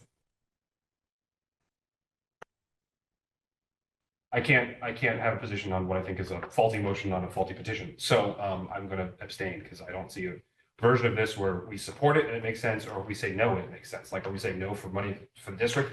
I don't know what the votes mean right now. So I abstain. Mr. McClellan? Nay. Mr. Squatrito? Nay. Ms. Leskey? So we are not recommending, 4 votes against and 1 abstention. We will be addressing the other warrant articles that relate to the school committee. And I appreciate Mr. McClellan's thoughtfulness for those citizens who are in the audience who perhaps have young people at home and would like to get back to them. Thank you. Right, Superintendent Shannon, could you please continue? Yes, thank you. Sorry for the interruption. No, Shannon, I'm I sorry. think And I'm that- sorry for walking around while you were talking earlier. I was just trying to let everyone know that was my. I think that makes a lot of sense.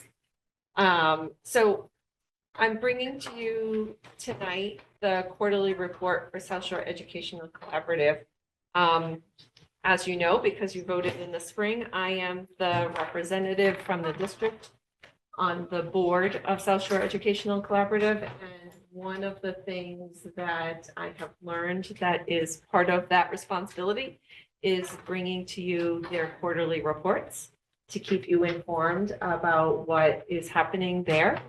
I went to their monthly meeting last week, and things are going very well at South Shore Educational Collaborative. I shared with you, you have in your packet their full report, but they are in a very good place budget-wise, to the point where they are actually hoping to not increase their rates going into next year. They have built some very strong programs. Recently, they closed the program at Randolph High School and have strengthened their high school programming.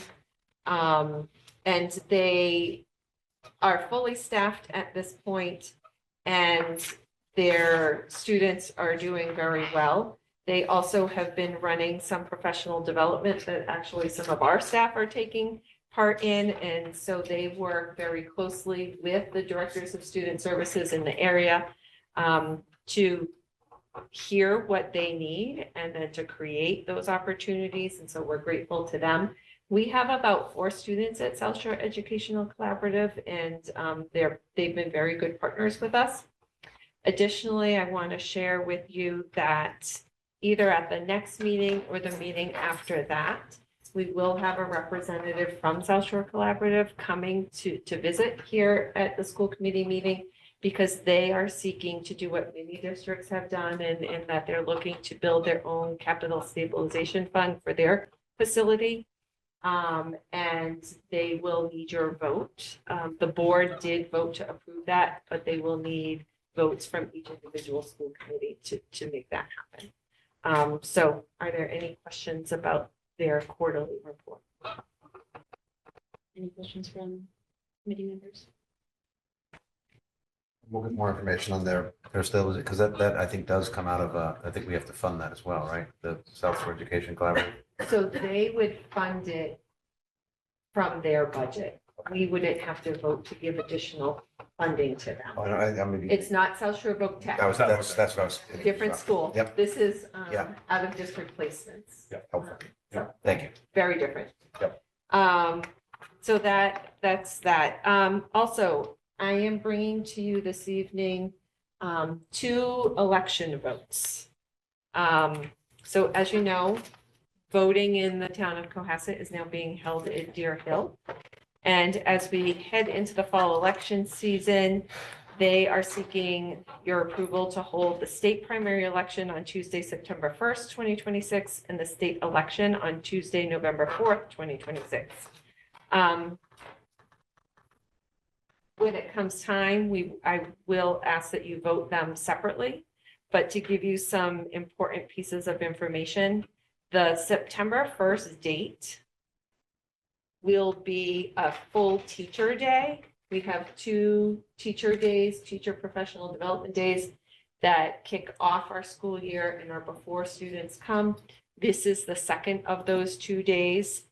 I do not think that it will impact us in any major way.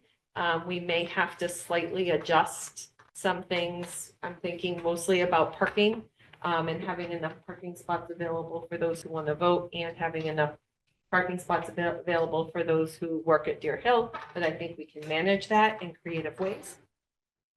The November 4th date is traditionally a day of school.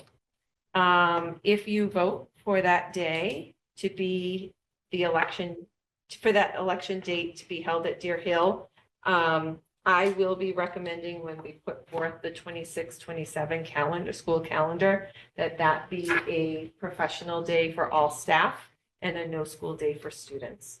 I don't like the idea of having the entire community coming in and out of a school building while students are there.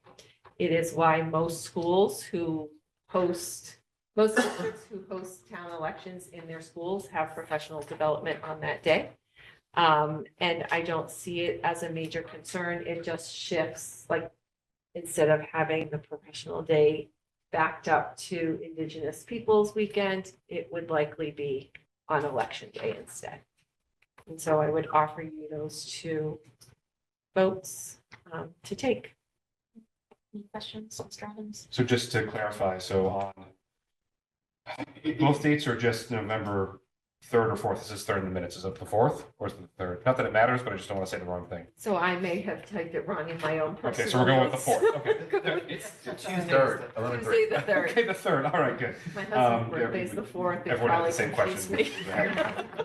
So both dates would, Deer Hill would move. So September 1st is not a school day, so that's fine. Correct. The only thing with the professional development day is great, but like people still have to have their kids and they have to do stuff. So as somebody who's on, it's better if we can have the kids in school to encourage people to come vote. Or if you have the kids at home, it's hard to, it's not as easy to go vote. So for engagement purposes, I think it's better to have school open and vote. And I've been on literally every side of this. I'm an election worker too. So literally every side. We had it at St. Anthony's before. Have you pushed back a little bit and asked about I have. alternative options? I Okay, have. please share with the committee why. I had that conversation with Glenn Pratt, and St. Anthony's, from what I understand, agreed to host just that one time. They've not agreed to host elections any other time, and there were a lot of costs associated with holding the elections there because that is not set up to be as accessible as the state requires an election site to be. Whereas Deer Hill is set up in a way that is aligned with the state regulations for elections. I did ask about Wolcott Commons. I understand that that cannot happen because that was part of the This is the agreement. deed restriction, yeah. And so there really are no other places in town that meet the requirements that the state lays out for elections. Because St. Anthony's is not a public building, so they do not Correct. have to. They do not have to acquiesce to our, Correct. whatever that quote from Pirates of the Caribbean is. I understand there's costs, but there's also costs borne by us by having a day not at school, right? So there's a cost benefit there. So So is there space to at least push the issue a little bit? I haven't been in your meetings. If you yeah, fought the I fight. don't I think will so. take it. I also don't think that this just moves a professional development day. We're not creating a new one. It just moves it. Okay, So it's not an additional day off. it's We're not an extending. additional day off, and having worked in many a school where there were elections, there are real safety concerns. I share those, having, Of having them be in the same building at Sure. the same time. yep, okay. Thank you. Mr. Dye? So I didn't know this until I saw the agenda. And this is one I know that as in my history as a school committee member, one of the biggest items where we actually get feedback is the calendar. Mhm. Everybody wants to have a say of when the professional development day are, and you mentioned this would be the one that was before Indigenous People Day. People love that one because they get to travel, they get to tack things on. So I don't know that I'm ready to opine on this without maybe having opportunity for some community feedback. And I don't know that our stakeholders are aware that we're considering any issues of the calendar at this point. Do we have to make a decision at this meeting? Or is there something we can wait and see? I don't know the answer to that, to be honest. But I will say we also have another full day PD day that could be moved instead of the one. It would just mean that there's less. It breaks the beginning of the year up even more if we had two. Right. At that close. But like we have one leading up to the Indigenous Peoples, and then we have one on December 22nd. That used to be in March. We moved it for Right. this So calendar. we have it too.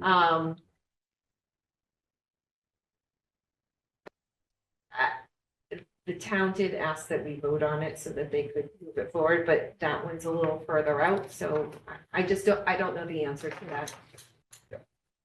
if we can bump it. But thank you for pointing out the 4-day weekend thing, because that's, same thing. It's a great thing for families. Yeah. Yes. Yeah. It also works the other way, though, Mr. Dial, like, it's not only what we might take away, but it's what we're adding, right, is a day to Mr. Evans' point, is a work day, a Tuesday, a random Tuesday where kids are no longer in school. So that might be, there's no way that we need to make this decision. It's so far out, Mrs. Mar. Do you have any, do we have? It's a good look.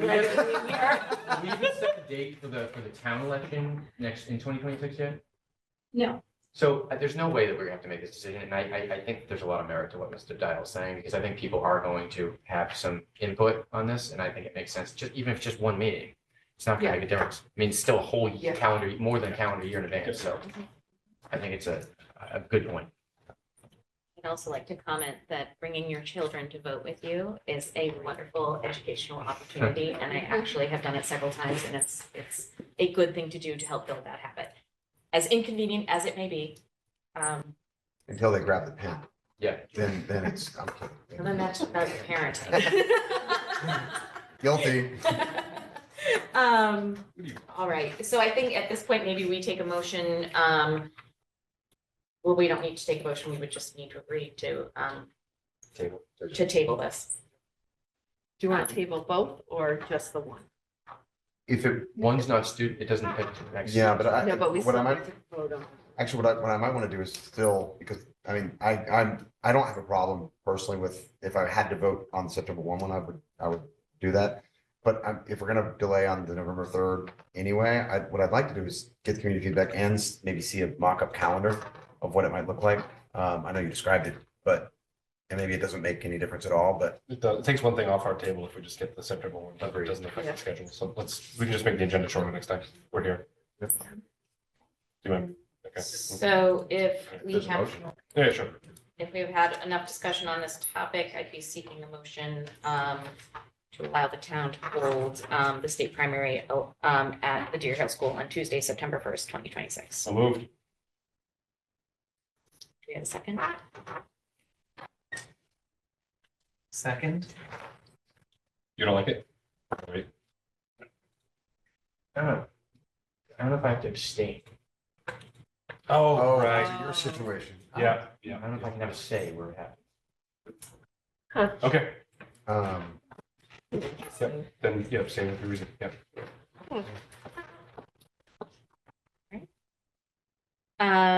So now we would still have a quorum with an abstention. So we will go ahead and take a roll call vote. Mr. Dial, aye. Mr. Evans. Aye. Mr. Squatrito, aye. Mr. McClellan is abstaining. Jen Leske, aye. So we'll pass. Please let the town know, and we look forward to more information about the calendar impacts for families for the November date. All right, we are moving on to teaching and learning, and we have Mr. Michael Stapleton. Point of order, do we need to vote on adding the election date to the calendar? That's a second line item under here.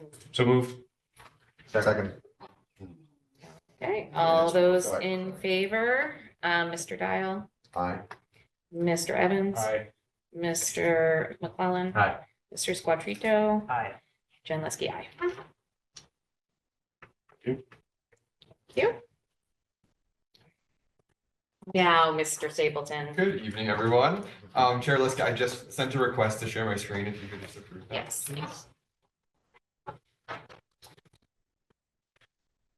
Should be all set. Thank you for having me here tonight for my first update of the 25-26 school year. It says September. I know it's October. This is the September data that I'm going to be reviewing. So the two highlights for today will be more data sharing, similar to that was done last school year at the request of the school committee. And then I'll also do some big picture updates, and welcome to see you back. Thanks for being here with me tonight. Jump in here. So the first slide that I have is, again, for when we think about monitoring and compliance and just continuing that data collection process, I've listed out the number of active IEPs in each class at the school building this year, looking at trends from 2023-24 to the start of 2025. You'll notice, in Osgood, we are up a little bit. Again, our percentages are interesting with just our number of students, which I don't like to share just for confidentiality reasons with such a small school district and number of students per grade level. At Deer Hill, we are down like a small percentage. The middle school, same thing, and then up at the high school. So trends that I'll be keeping an eye on. There's a number of factors that could lead into this, whether it be students going to private schools, numbers down, move-in students. There are a number of factors here. But again, we're in consistent areas of where we have been previously at this time of the school year. September 2025 was a busy month, not one of our busiest as you would have seen from last school year. There are a number of meetings at the end of the year last year. We did kind of clean up the number of evaluations that were going on, both initial and reevaluations, which led to a smaller number of meetings to be held in September, which I always personally like to kind of wrap up that year in a clean slate and then start fresh with evaluations in the process. At the secondary level, there were a number of annual review meetings held, some reevaluation meetings and initial evaluation meetings. And so, we have a new team chair, which I'll reference in a moment at the secondary level, but it was great for her to get to know families right off the bat and participate in those meetings with her new team members at the secondary level. And then as the out of district coordinator, I did hold 6 annual reviews. So I was quite busy getting everyone up and running and then also, working with families whose students are placed out of district by Classic Public Schools. So there was a total of 18 IEP meetings held in the month of September. Similar to last year when I had started, I'm continuing to track the IEP acceptance rate from families and then working through that process if IEPs are rejected. So we do currently have in our system a total of 262 actively signed and accepted IEPs, which I think is a great number. We really have committed with that new IEP format and template last year to working with families, holding meetings again if there were partial rejections or full rejections, to really work with families to make sure that the individualized education programs are reasonably calculated to meet their students' needs, and whether it's adjusting goals, services or accommodations. We have I really strengthened our ability to partner with families to make sure that we are in a good place with the acceptance rate of our IEPs. We currently have 16 pending responses from meetings that have been held this school year and potential carryovers from last school year. And then, we do have a small number of rejected IEPs that I'll be working through the process with those families as the Director of Student Services with the applicable teams to hopefully come to resolutions for those families. And, again, committed to partnering with them during that process. And then not necessarily representative in this pie chart, and I might look for a different way to represent this number. We currently have, and this is something that was tracked last year, but not as, effectively communicated. There are currently 13 active evaluations in process. So that could be initial evaluations, reevaluations, additional evaluations. This is the number that I'm going to keep a close eye on. Again, as I started last year and thought about the number of evaluations going on, making sure that our school psychologists who conduct a majority of those evaluations, have ample time and supports in place to get those done within full compliance, with DESE and state guidelines and federal guidelines. There has been a real emphasis on, in mandates from the state for evaluations to be completed and in parents' hands by day 45. And so, we're committed to, meeting that. It does sometimes make timelines crunched and a lot of work for our staff. So our emphasis this year for me will be, compliance for the evaluation process and ensuring that we have the adequate staff and, we're forecasting ahead as appropriate. Because our, speech language pathologists also conduct evaluations, our occupational therapists. There are a number of evaluators, and when you're working within that 30-day school timeline to get the evaluation done, and you're keeping in mind the busy schedules of students during the day, sometimes it does become tricky. So I want to make sure that we're adequately staffed and that we are able to be in full compliance with that evaluation process. Some kind of big updates for the year ahead. I was excited this summer to work with my 2 new team chairs, who I referenced in my final presentation of the year last year. Melissa Loney at the secondary level and Megan Greeny, the former middle school psychologist, is now at the elementary level. And I've only had positive feedback so far from my work with them. Both have been very committed to getting to know kids, names of kids, faces, being in classrooms, meeting with general education teachers, meeting with related service providers, and then also participating in meetings that fall outside of their scope. So whether that's annual reviews, helping out with bus duty, it's been great to have them on board and to have 2 really strong, building administrators has only lifted up the processes for special education and then also building-based processes too. All principals have really had positive feedback and they've jumped in the variety of roles in which they work in. So that's a great feeling in year number 2 to have, 2 really strong team chairs functioning in all buildings. We had a number of new staff who I didn't necessarily list within here, but you can see from the website, which does list all student service, personnel. We had a number of new staff at the middle school, so those opening days of September really were, I spent a lot of time working with the new staff, making sure they understood our systems for Aspen, for evaluations, understanding IEPs. Every district does things a little bit differently, and so there's always that learning curve for our new staff, whether they've been someplace else or they're brand new to the field. And so again, we have a strong staff right now. I'm optimistic about what that will look like for families and for students this year. And Mr. Stable, just a point of clarification, when we talk about new staff, these aren't additional new people. This is replacement people for. Correct. New positions, we have some our speech language pathologists at the middle school retired, all stable positions. So new faces, not new positions. I just wanted to highlight for the community too, that the Office of Student Service website is something that I'm continuously working on and making just resources available to the community. And so, like I mentioned, it has my welcome letter for the year, which you can easily find in a list of relevant special education staff members.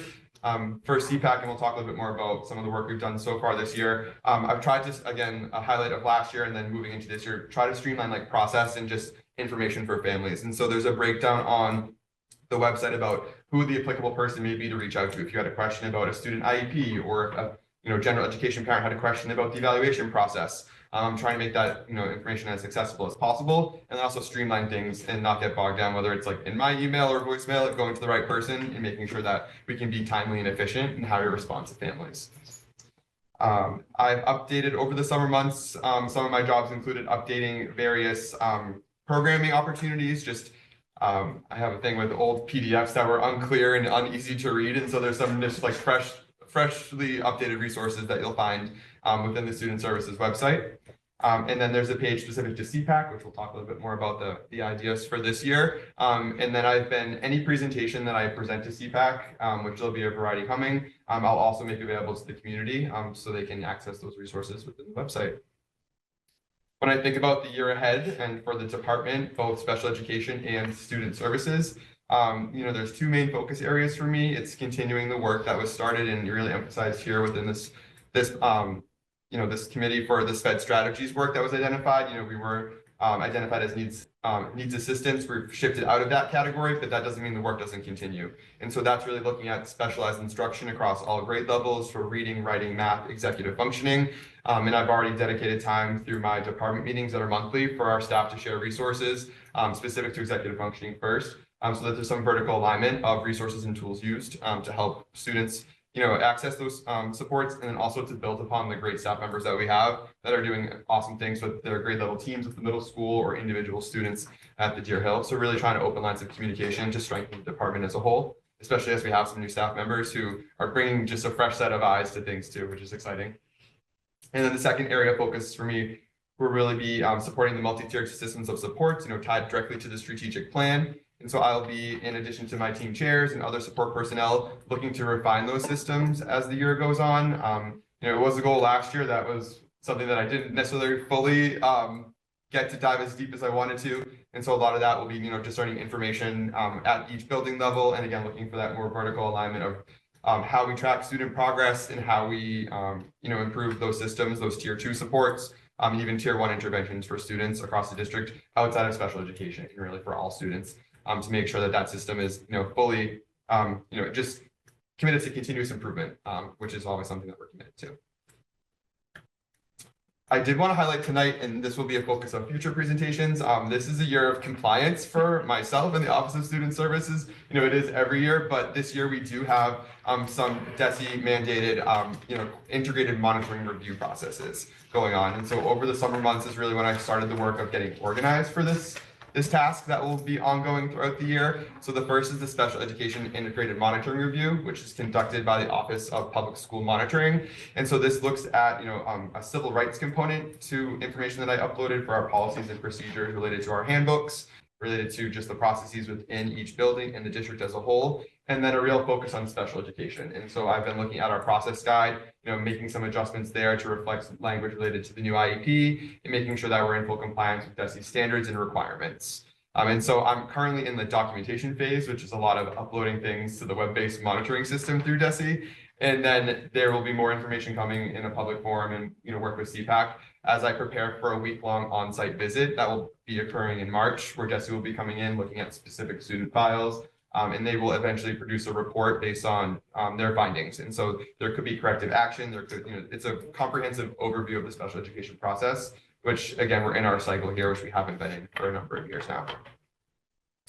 In addition to the special education monitoring review, there's also our English learner education program monitoring review. So this is an area that I had less experience in, obviously, in my previous roles and background. It has been super insightful as I've worked with Maura Burke, our EL teacher, who's district-wide and only a part-time staff, to do a comprehensive review similar to special education about our English language learner process guide and the systems that are in place to support those students. We do have a small number of English language learners within the district, but we still obviously need to meet full compliance and standards from the DESE guidance related to English learner program education. And so I'm a little bit further along in this process than the special education one. All of the documents have been uploaded and sent to DESE. I've already met with the coordinated program review representative from DESE, who's given some initial feedback. And so I'm refining some of our processes, our guides, and the student records that need to be sent over to them for that review. And that will occur on January 7th. That's not an on-site visit due to our number of students. That's a virtual site visit. But again, similarly, it will include interviews with myself, with our EL teacher, with specific SEI endorsed teachers, as well as parents of students who are English language learners. So we have to focus on compliance and standards this year is key. And then the third audit that I wanted to reference is based on the number of years that we were previously audited, our circuit breaker program will be audited this year by DESE as well. And so circuit breaker, and I can provide more information, a high level overview is really, it's the system in place through the Commonwealth to support, high costs related to special education, out of district placements and transportation. And so my administrative assistant, Teresa Miller, is key in helping me stay organized with circuit breaker in general and the process and procedures behind it. And, DESE will be coming in and doing an audit of that to make sure that we're in full compliance with that process in general and how we report that information to the state for the reimbursement that does come throughout the school year. And I just would like to add, I've never worked in a district where all three of these came up at the exact same time. Yeah. And so, It's great. the good There's news a lot is going you on. don't have to do all of these. Luckily, I have Every strong time, executive yes. functioning skills to stay Yeah. organized.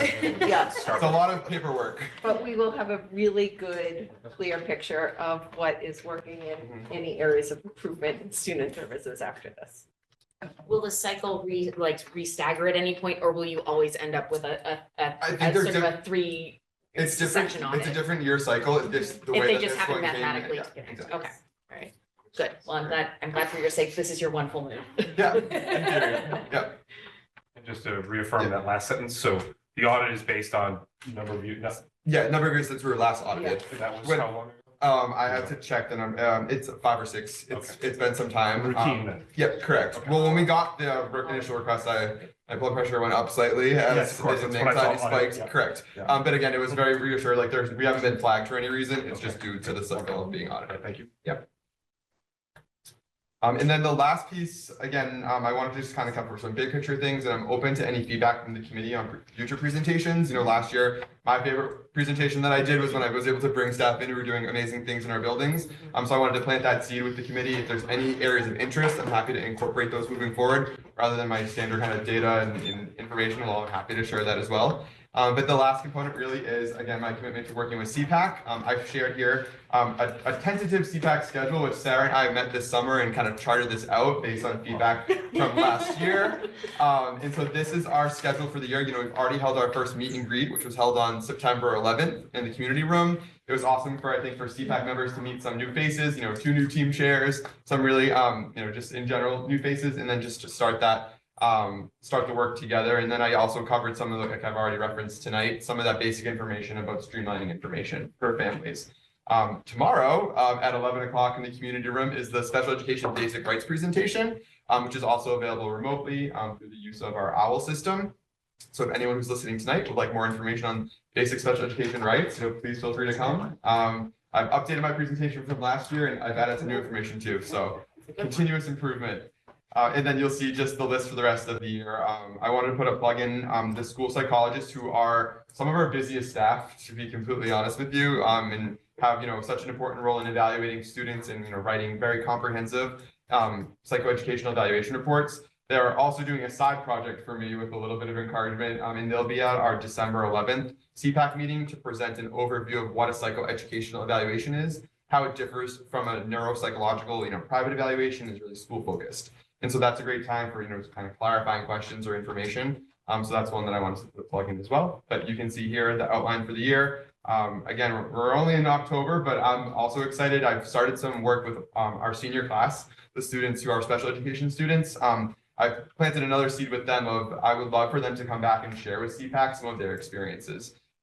I've seen amazing growth and really great post-secondary outcomes for our students who graduate. And I just think it would be really helpful for parents to hear directly from the kids who, may have been receiving special education supports and services during their time here in Cohasset, and kind of where they're off to next. Because I know last year I was like a little bit too late for it. But this year I've already found some seniors who are all about it and think it's a great opportunity too for a nice leadership opportunity as well. And so then I've also listed my CPAC, co-presidents and Stephanie Saunders, the secretary. If you have any questions, you can always reach out to them, but I'm accessible too for any information related to CPAC and special education. Thank you, Mr. Yeah. Stapleton. And our CPAC presidents, do you have anything you'd like to share with the committee at this point about your work this year, or ways in which we can support you and your community? Well, we've added our office hours. It's just something new for this year. We didn't have those last year. So we have the CPAC office hours on the next Tuesday. So that's been great. We did a coffee for families. We had some actually new people show up, which was great. That was like off campus. Sometimes it's like a nice environment for like new people to join in. So far everything's been going well. Looking forward to a good year. Our rebranding continues. Yeah. I was gonna say, I'd love to just commend you all for the work that you've done to really make CPAC a sort of vibrant home for our community of parents. I think it's grown over the time that it came on my radar as an organization within the district, and you have really done wonderful things to make sure people are aware of yourselves as a resource, and to make it a really sort of friendly, warm, informative place to go when you have questions as a parent about your child's learning. So We're trying. appreciate If that. you I guys think have it's any cool. ideas too to bring to us? We're always looking to, have different types of presentations or just different input, right? Like any ideas. First, if you have general questions. Thank you. We love the open dialogue. And do any committee members have questions for Mr. Stapleton about his presentation or comments? Great job. Interviewing the district, yeah, absolutely, yeah. I continue to be impressed with your work there. Thank you for leading us. You should check out some of his presentations. They're great. They are, I just they saw are it. really It good. was I excellent. actually just sent somebody to one a couple of days ago. The executive functioning one. Yeah, that one. I sent my husband first. Yeah, last year. Go viral any day now. Michael Stapleton shorts. I will also note, Mr. Stapleton, that I am hugely appreciative of just the general enthusiasm, not only the professionalism, but the fact that you love what you do and you care about what you do comes across even in these really sort of boring meetings that we have. So thank you for bringing that to the student services community, because I think it goes a long way in creating just a lot of trust, and that both warmth and professionalism is a perfect combination in that particular area of our school. So thank you. Thanks, everyone. Appreciate that. All right, moving right along, everyone. We will now move into our budget resources and governance section, and we have some disposal of surplus property to talk about. I don't know if you want me to share it on the screen. I don't want me to. Principal Scott in the music department are recommending the disposal of some surplus materials. They're for 4 pianos, 3 upright pianos and 1 grand piano that are all broken beyond repair. Keys don't work, legs are broken, pedals are broken, out of tune. And unstable in some ways. So if they're requesting that we can surplus those 4 pianos, they were all donated to us prior to 2014. They have in their budget, it's gonna cost approximately $600 to have them removed, because of the size and weight of them, and so we're looking for a vote to approve the removal of those 4 pianos. Just wait till the Cohasset boutique opens up. We'll just put it up. All right, well, in-town humor. All right. Yes, I'm feeling a little bit about this pianos or the way I felt about culling the books from the high school Yeah, right. library right Yeah, now. I know, I gotta, do the pianos have names? I think based on Miss Erin Stam's Yes. comments to me that they are beyond saving. I can vouch for that. And that was 3 years ago. The student perspective. Yeah. Yes, thank They you. do have names. Mason, Baldwin, Weber, and Steinway. Steinway? Oh, no. Madam Chairperson, I would make a motion to. I would prefer dispose of the property. Mr. Squattrino make the motion, considering he has the. He's actually played. Nevertheless, I make a motion to dispose of the surplus materials as proposed by our chorus teacher, Ms. Aronstam. Second, please. Second. Aye. Mr. Dial, Mr. Evans. Aye. Mr. McClellan. Aye. Mr. Squattrito. Aye. And Leslie, aye. Please dispose of said pianos. Thank you. We are on community relations and communications block right now. Do we have any reports from school committee, subcommittees, or liaisons? Please fire it well. One, just, I guess, have we, or do we need to adjust any subcommittee or liaison positions given our membership We changes? do, and it's on our agenda in block H Yeah, later on. Yep. for tonight. I haven't gotten there yet. Okay, I have no reports. okay. That's a great question, Matt. Anyone else? And we will move on to school committee governance. We do have remaining articles that we have been asked to make a recommendation on. So I will put those forward unless there are questions or comments first. I think we can sort of move through this procedurally just because it's an order of business. Fine. Is that amenable to all? Yep. So the first one is 4B, which is the electric bus lease payment, which was presented to us at a previous school committee meeting this year. So everyone should be aware of what that entails. But the article reads, Article 4, capital improvement projects, to see if the town will vote to raise and appropriate transfer from available funds and or borrow pursuant to any applicable statute a sum of money to fund various capital improvements, capital projects, and or capital equipment for the various departments, boards, commissions, agencies of the town, or to take any other action relative thereto. And then we would jump down to the general fund and the electric bus lease payment, which it is our school department. The project is our diesel bus lease payment in the amount of $22,682. Is this just moving the electric bus earmark to the diesel bus that we're renting? Yes.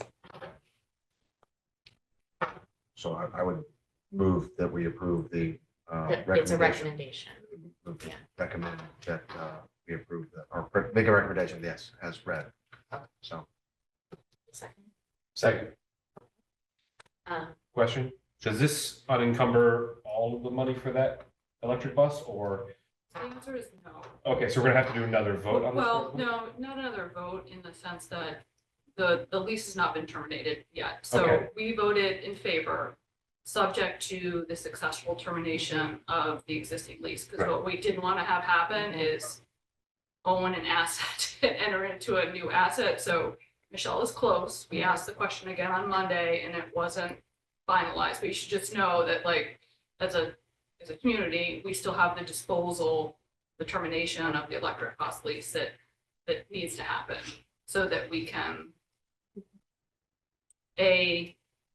refund the 34,000 that hasn't been spent, but also just like properly dispose of an asset. That's really the only technical thing that has to happen, but it is an important technical asset. Ms. Owen, do we have any updates as of today on that? I know you were part of those discussions at some point.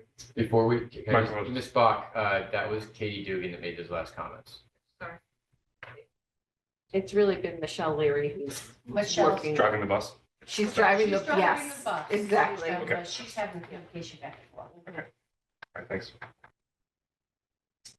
Ready for a vote? Thank you. Mr. Dial, Aye. Mr. Evans. Aye. Mr. McCollum. Aye. Mr. Squattrito. Aye. Jen Leske, aye. So that is recommended, 5-0. The next one is Article 5, the Joseph Osgood Elementary School roof, and I'll read the warrant as written. Article as written, to see if the town will vote to appropriate, borrow, or transfer from available funds the sum of $5,858,522 to be expended under the direction of the School Building Committee for the roof replacement project at the Joseph Osgood Elementary School located at 210 Sawyer Street in Cohasset, which proposed repair project would materially extend the useful life of the school and preserve an asset that otherwise is capable of supporting the required educational program, and for which the town may be eligible for a construction grant from the Massachusetts School Building Authority, the MSBA. The town acknowledges that the MSBA's grant program is a non-entitlement discretionary program based on need, as determined by the MSBA, and any project costs the town incurs in excess of any grant approved by and received from the MSBA shall be the sole responsibility of the town. Any grant that the town may receive from the MSBA for the project shall not exceed the lesser of $1,902,262 or 32.47% of eligible approved project costs as determined by the MSBA, or 2, shall not exceed the total maximum grant amount determined by the MSBA or take any other action relative thereto. Quick question on that. It Sir. says school building committee, which we disbanded. That was a That was different we committee. did That not. was the school facility committee. We, Oh, my apologies. yeah. So the school building committee is what committee? Us? So for this purpose, it's us, with the accelerated repair program, you are not required to create a school building committee. If we get accepted into the core process, we are required to create a school building committee. But the MSBA language doesn't necessarily account for that difference. It just seems weird that we're saying that it's gonna be spent under a committee that doesn't exist. I think it's under us, Okay, because you are in charge of how we spend. that makes sense, but I just want to be sure that the motion, like, Yes. Yes. if we approve this and there's a question about it, it is there's some sort of language somewhere that says Yes. the school committee serving as a school building committee. Okay, because I don't want to pass funds, and Yep. not have the committee that has the oversight over it. Okay. Is there a motion? Motion to recommend article is presented by the chair. Second. Mr. Dial? Aye. Mr. Evans? Aye. Mr. McCollum? Aye. Mr. Squattrito? Aye. Ms. Leske, aye. Moving right along, number 12, which is the lease of school property for siting of a solar power electric generation facility. And it reads as follows. Article 12, lease of school property. Questions before we start? So, no, because in our conversation, Jen had figured out that this was actually something that the school committee had already agreed to and has in policy, and so it was really just extending I that. don't know that it was me that figured that out. Okay. I actually think it was Chairperson Mar, Okay. in her tenure on the committee. I've been part of that history. I'm aware of the history, but we do have a committee with some new members. And that was made, 5 years ago, like it expired. So I do think a rehash would be procedurally nice. I know it's probably not necessary, but we are going to vote on it. And I do think that we should have current information for all school committee members, not of. Yeah, I wasn't there for the one 5 years ago. I'm aware of it, but I was on a different board. I was not here as well. Yeah. But, so what would you recommend as a path forward? I would like to invite is it AEC? Yes. So AEC to come in, give the full deck, and we can make our recommendation. If we're past drop dead date, we can just have a recommendation on the floor. That's what I prefer. If that's okay with committee members, but also if someone's gonna make a motion and we're gonna walk through it, I'm not gonna fully object. I don't feel like I have any information on this, so I don't feel confident to vote on. Unless I'm supposed to. I don't know. So is there a motion to table? Motion table. Second. Roll call, Mr. Mr. Dial, Aye. Mr. Evans. Aye. Mr. McClellan. Aye. Mr. Squattrico. Aye. Jen Leske, aye. Thank you. Okay, so we will table that and then make our recommendation on the floor if passed. Okay, so that takes us through our town meeting warrant articles. We do need to revisit our school committee liaison and committee assignments with the addition of Mr. Squattrico to our committee and the resignation of Ms. Hannah. And I believe that we are going to make a change as well to our collective bargaining staffing or organization as well. So,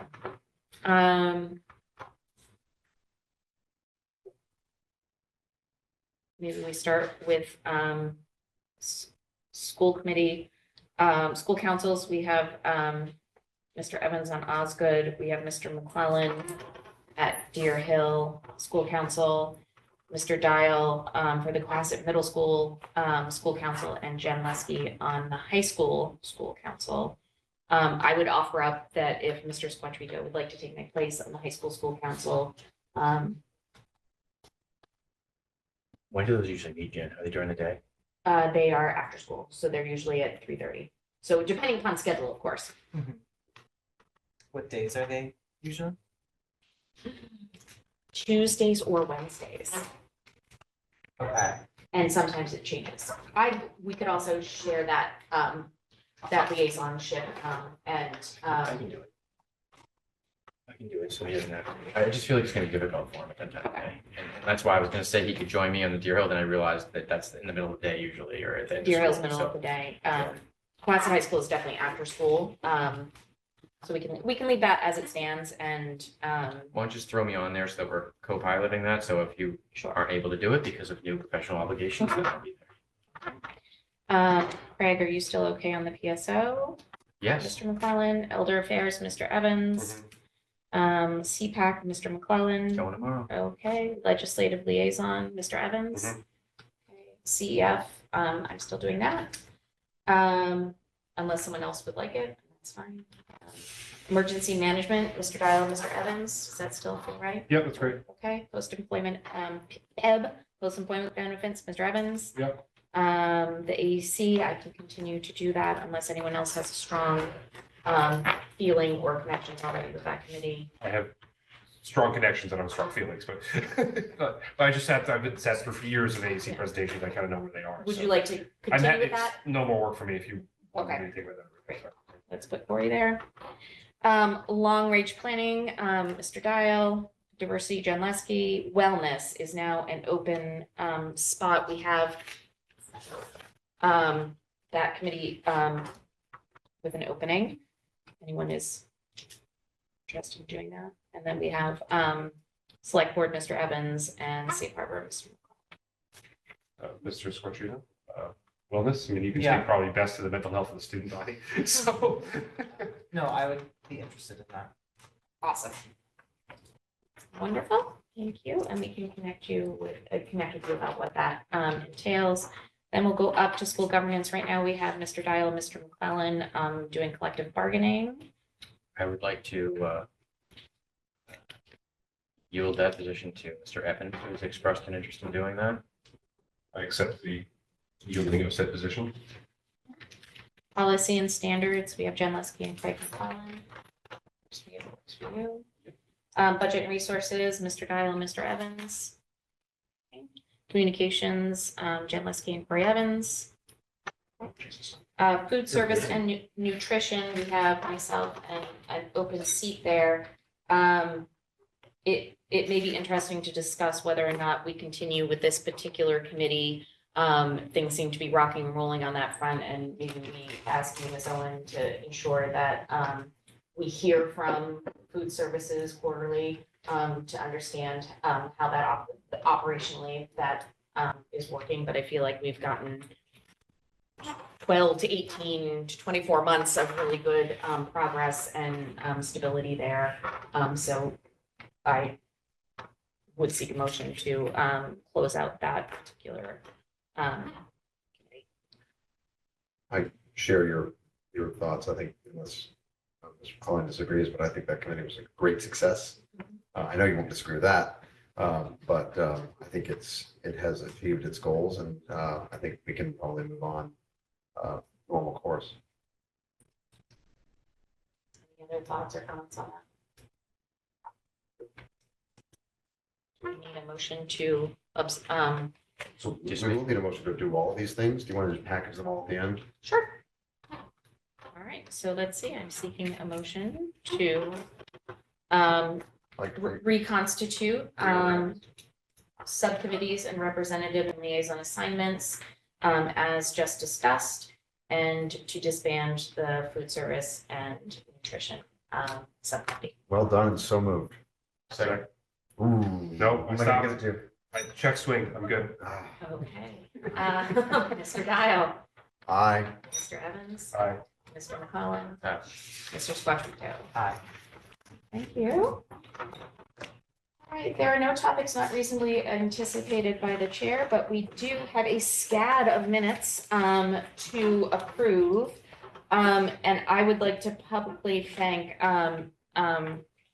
Secretary Dial for his tremendous work in revamping our minutes and streamlining them, and also for the help of Kathy Bach, who continues to take minutes during our meetings and to help out with this process. So thank you, Mr. Dial. I know that what you did to get us up to date here was yeoman's work. I was trying to calculate the hours myself and kind of got lost in it, but it seemed like at least half a day. So thank you. And I would give a thanks to Ms. Bach for her work and getting the raw information to us. These great ones. I would just, and Mr. McClellan's not here, so you can't hear this, but I'll say it again. I know that sometimes we've summarily approved some of these in reliance on Ms. Bach's very truthful and clear note-taking.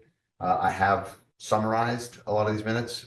So if you haven't actually had a chance to look at them in detail to make sure it reflects your roles and your recollections of the meetings, I would request that you do that. But otherwise, especially those meetings for which I was not in attendance, I relied entirely on Ms. Bach's notes for that. So just bear that in mind. Thank you.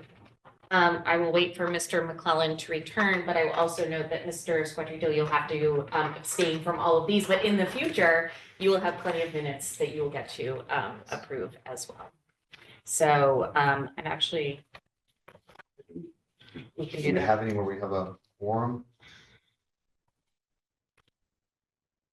Without Mr. McClellan?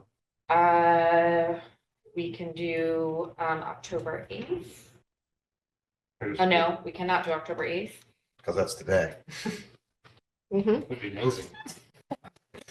Sorry, so I would vote. that's because I'm looking right here. at the agenda. My apologies. Okay, so it looks like we can do June 4th. Corey, Lance, And we can do June 18th because we have Jen, Lance, and Corey. We can do, Can we just bang through them one by one? That's okay? Yeah. Okay, because once we, okay, so I move that. I was we- going to group them. But, all right, let's My go. apologies, Ms. Leskey. That's all right. Let's go. We'll do them in I'm gonna go ahead chronological and make a order. motion for June 4th and June 18th. Take that, Mr. Evans. So move. Okay. So I We have have my a motion, you second? seconded. Second, yep. Okay. So, Mr. Dial, aye. Mr. Evans. Aye. Jen Leskey, aye. So June 4th, 2025 abstains. and June 18th, 2025 are approved. We can also do Wednesday, August 13th. Move to approve. August 13th as presented. Second, Mr. Dial, Aye. Mr. Evans. aye, Jen Leskey, aye. abstain. Yep. Just say abstain after. Oh, I'm sorry, Mr. Squattrito. I'm assuming the abstention. My apologies. Cannot do the 20th. No. Do you like the new format? Thank you for that. Mr. Dial. It looks Very like we well. can do September 3rd. Move to adopt. Second, Mr. Dial, aye. Mr. Evans, Aye. Mr. Squattrito, Abstain. Jen Leske, aye. That is the approval of Wednesday, September 3rd. So we're left We with. cannot do the 17th. can't do We're this- left with the 17th, the 20th, and and Wednesday, May 21st. I will let our viewers and public know that we are moving into executive session once we complete this part of the approval of minutes. just standing out in the hallway. I'm gonna reflect that in a minute. Wait, can we move the 21st before you walk out? What? Oh, no, because Lance wasn't there, Mr. Oh, gotcha. Okay. Thank you for coming, by the way. I really appreciate it. Well. Sorry, I don't know where Mr. Dial is. I'm ready to go.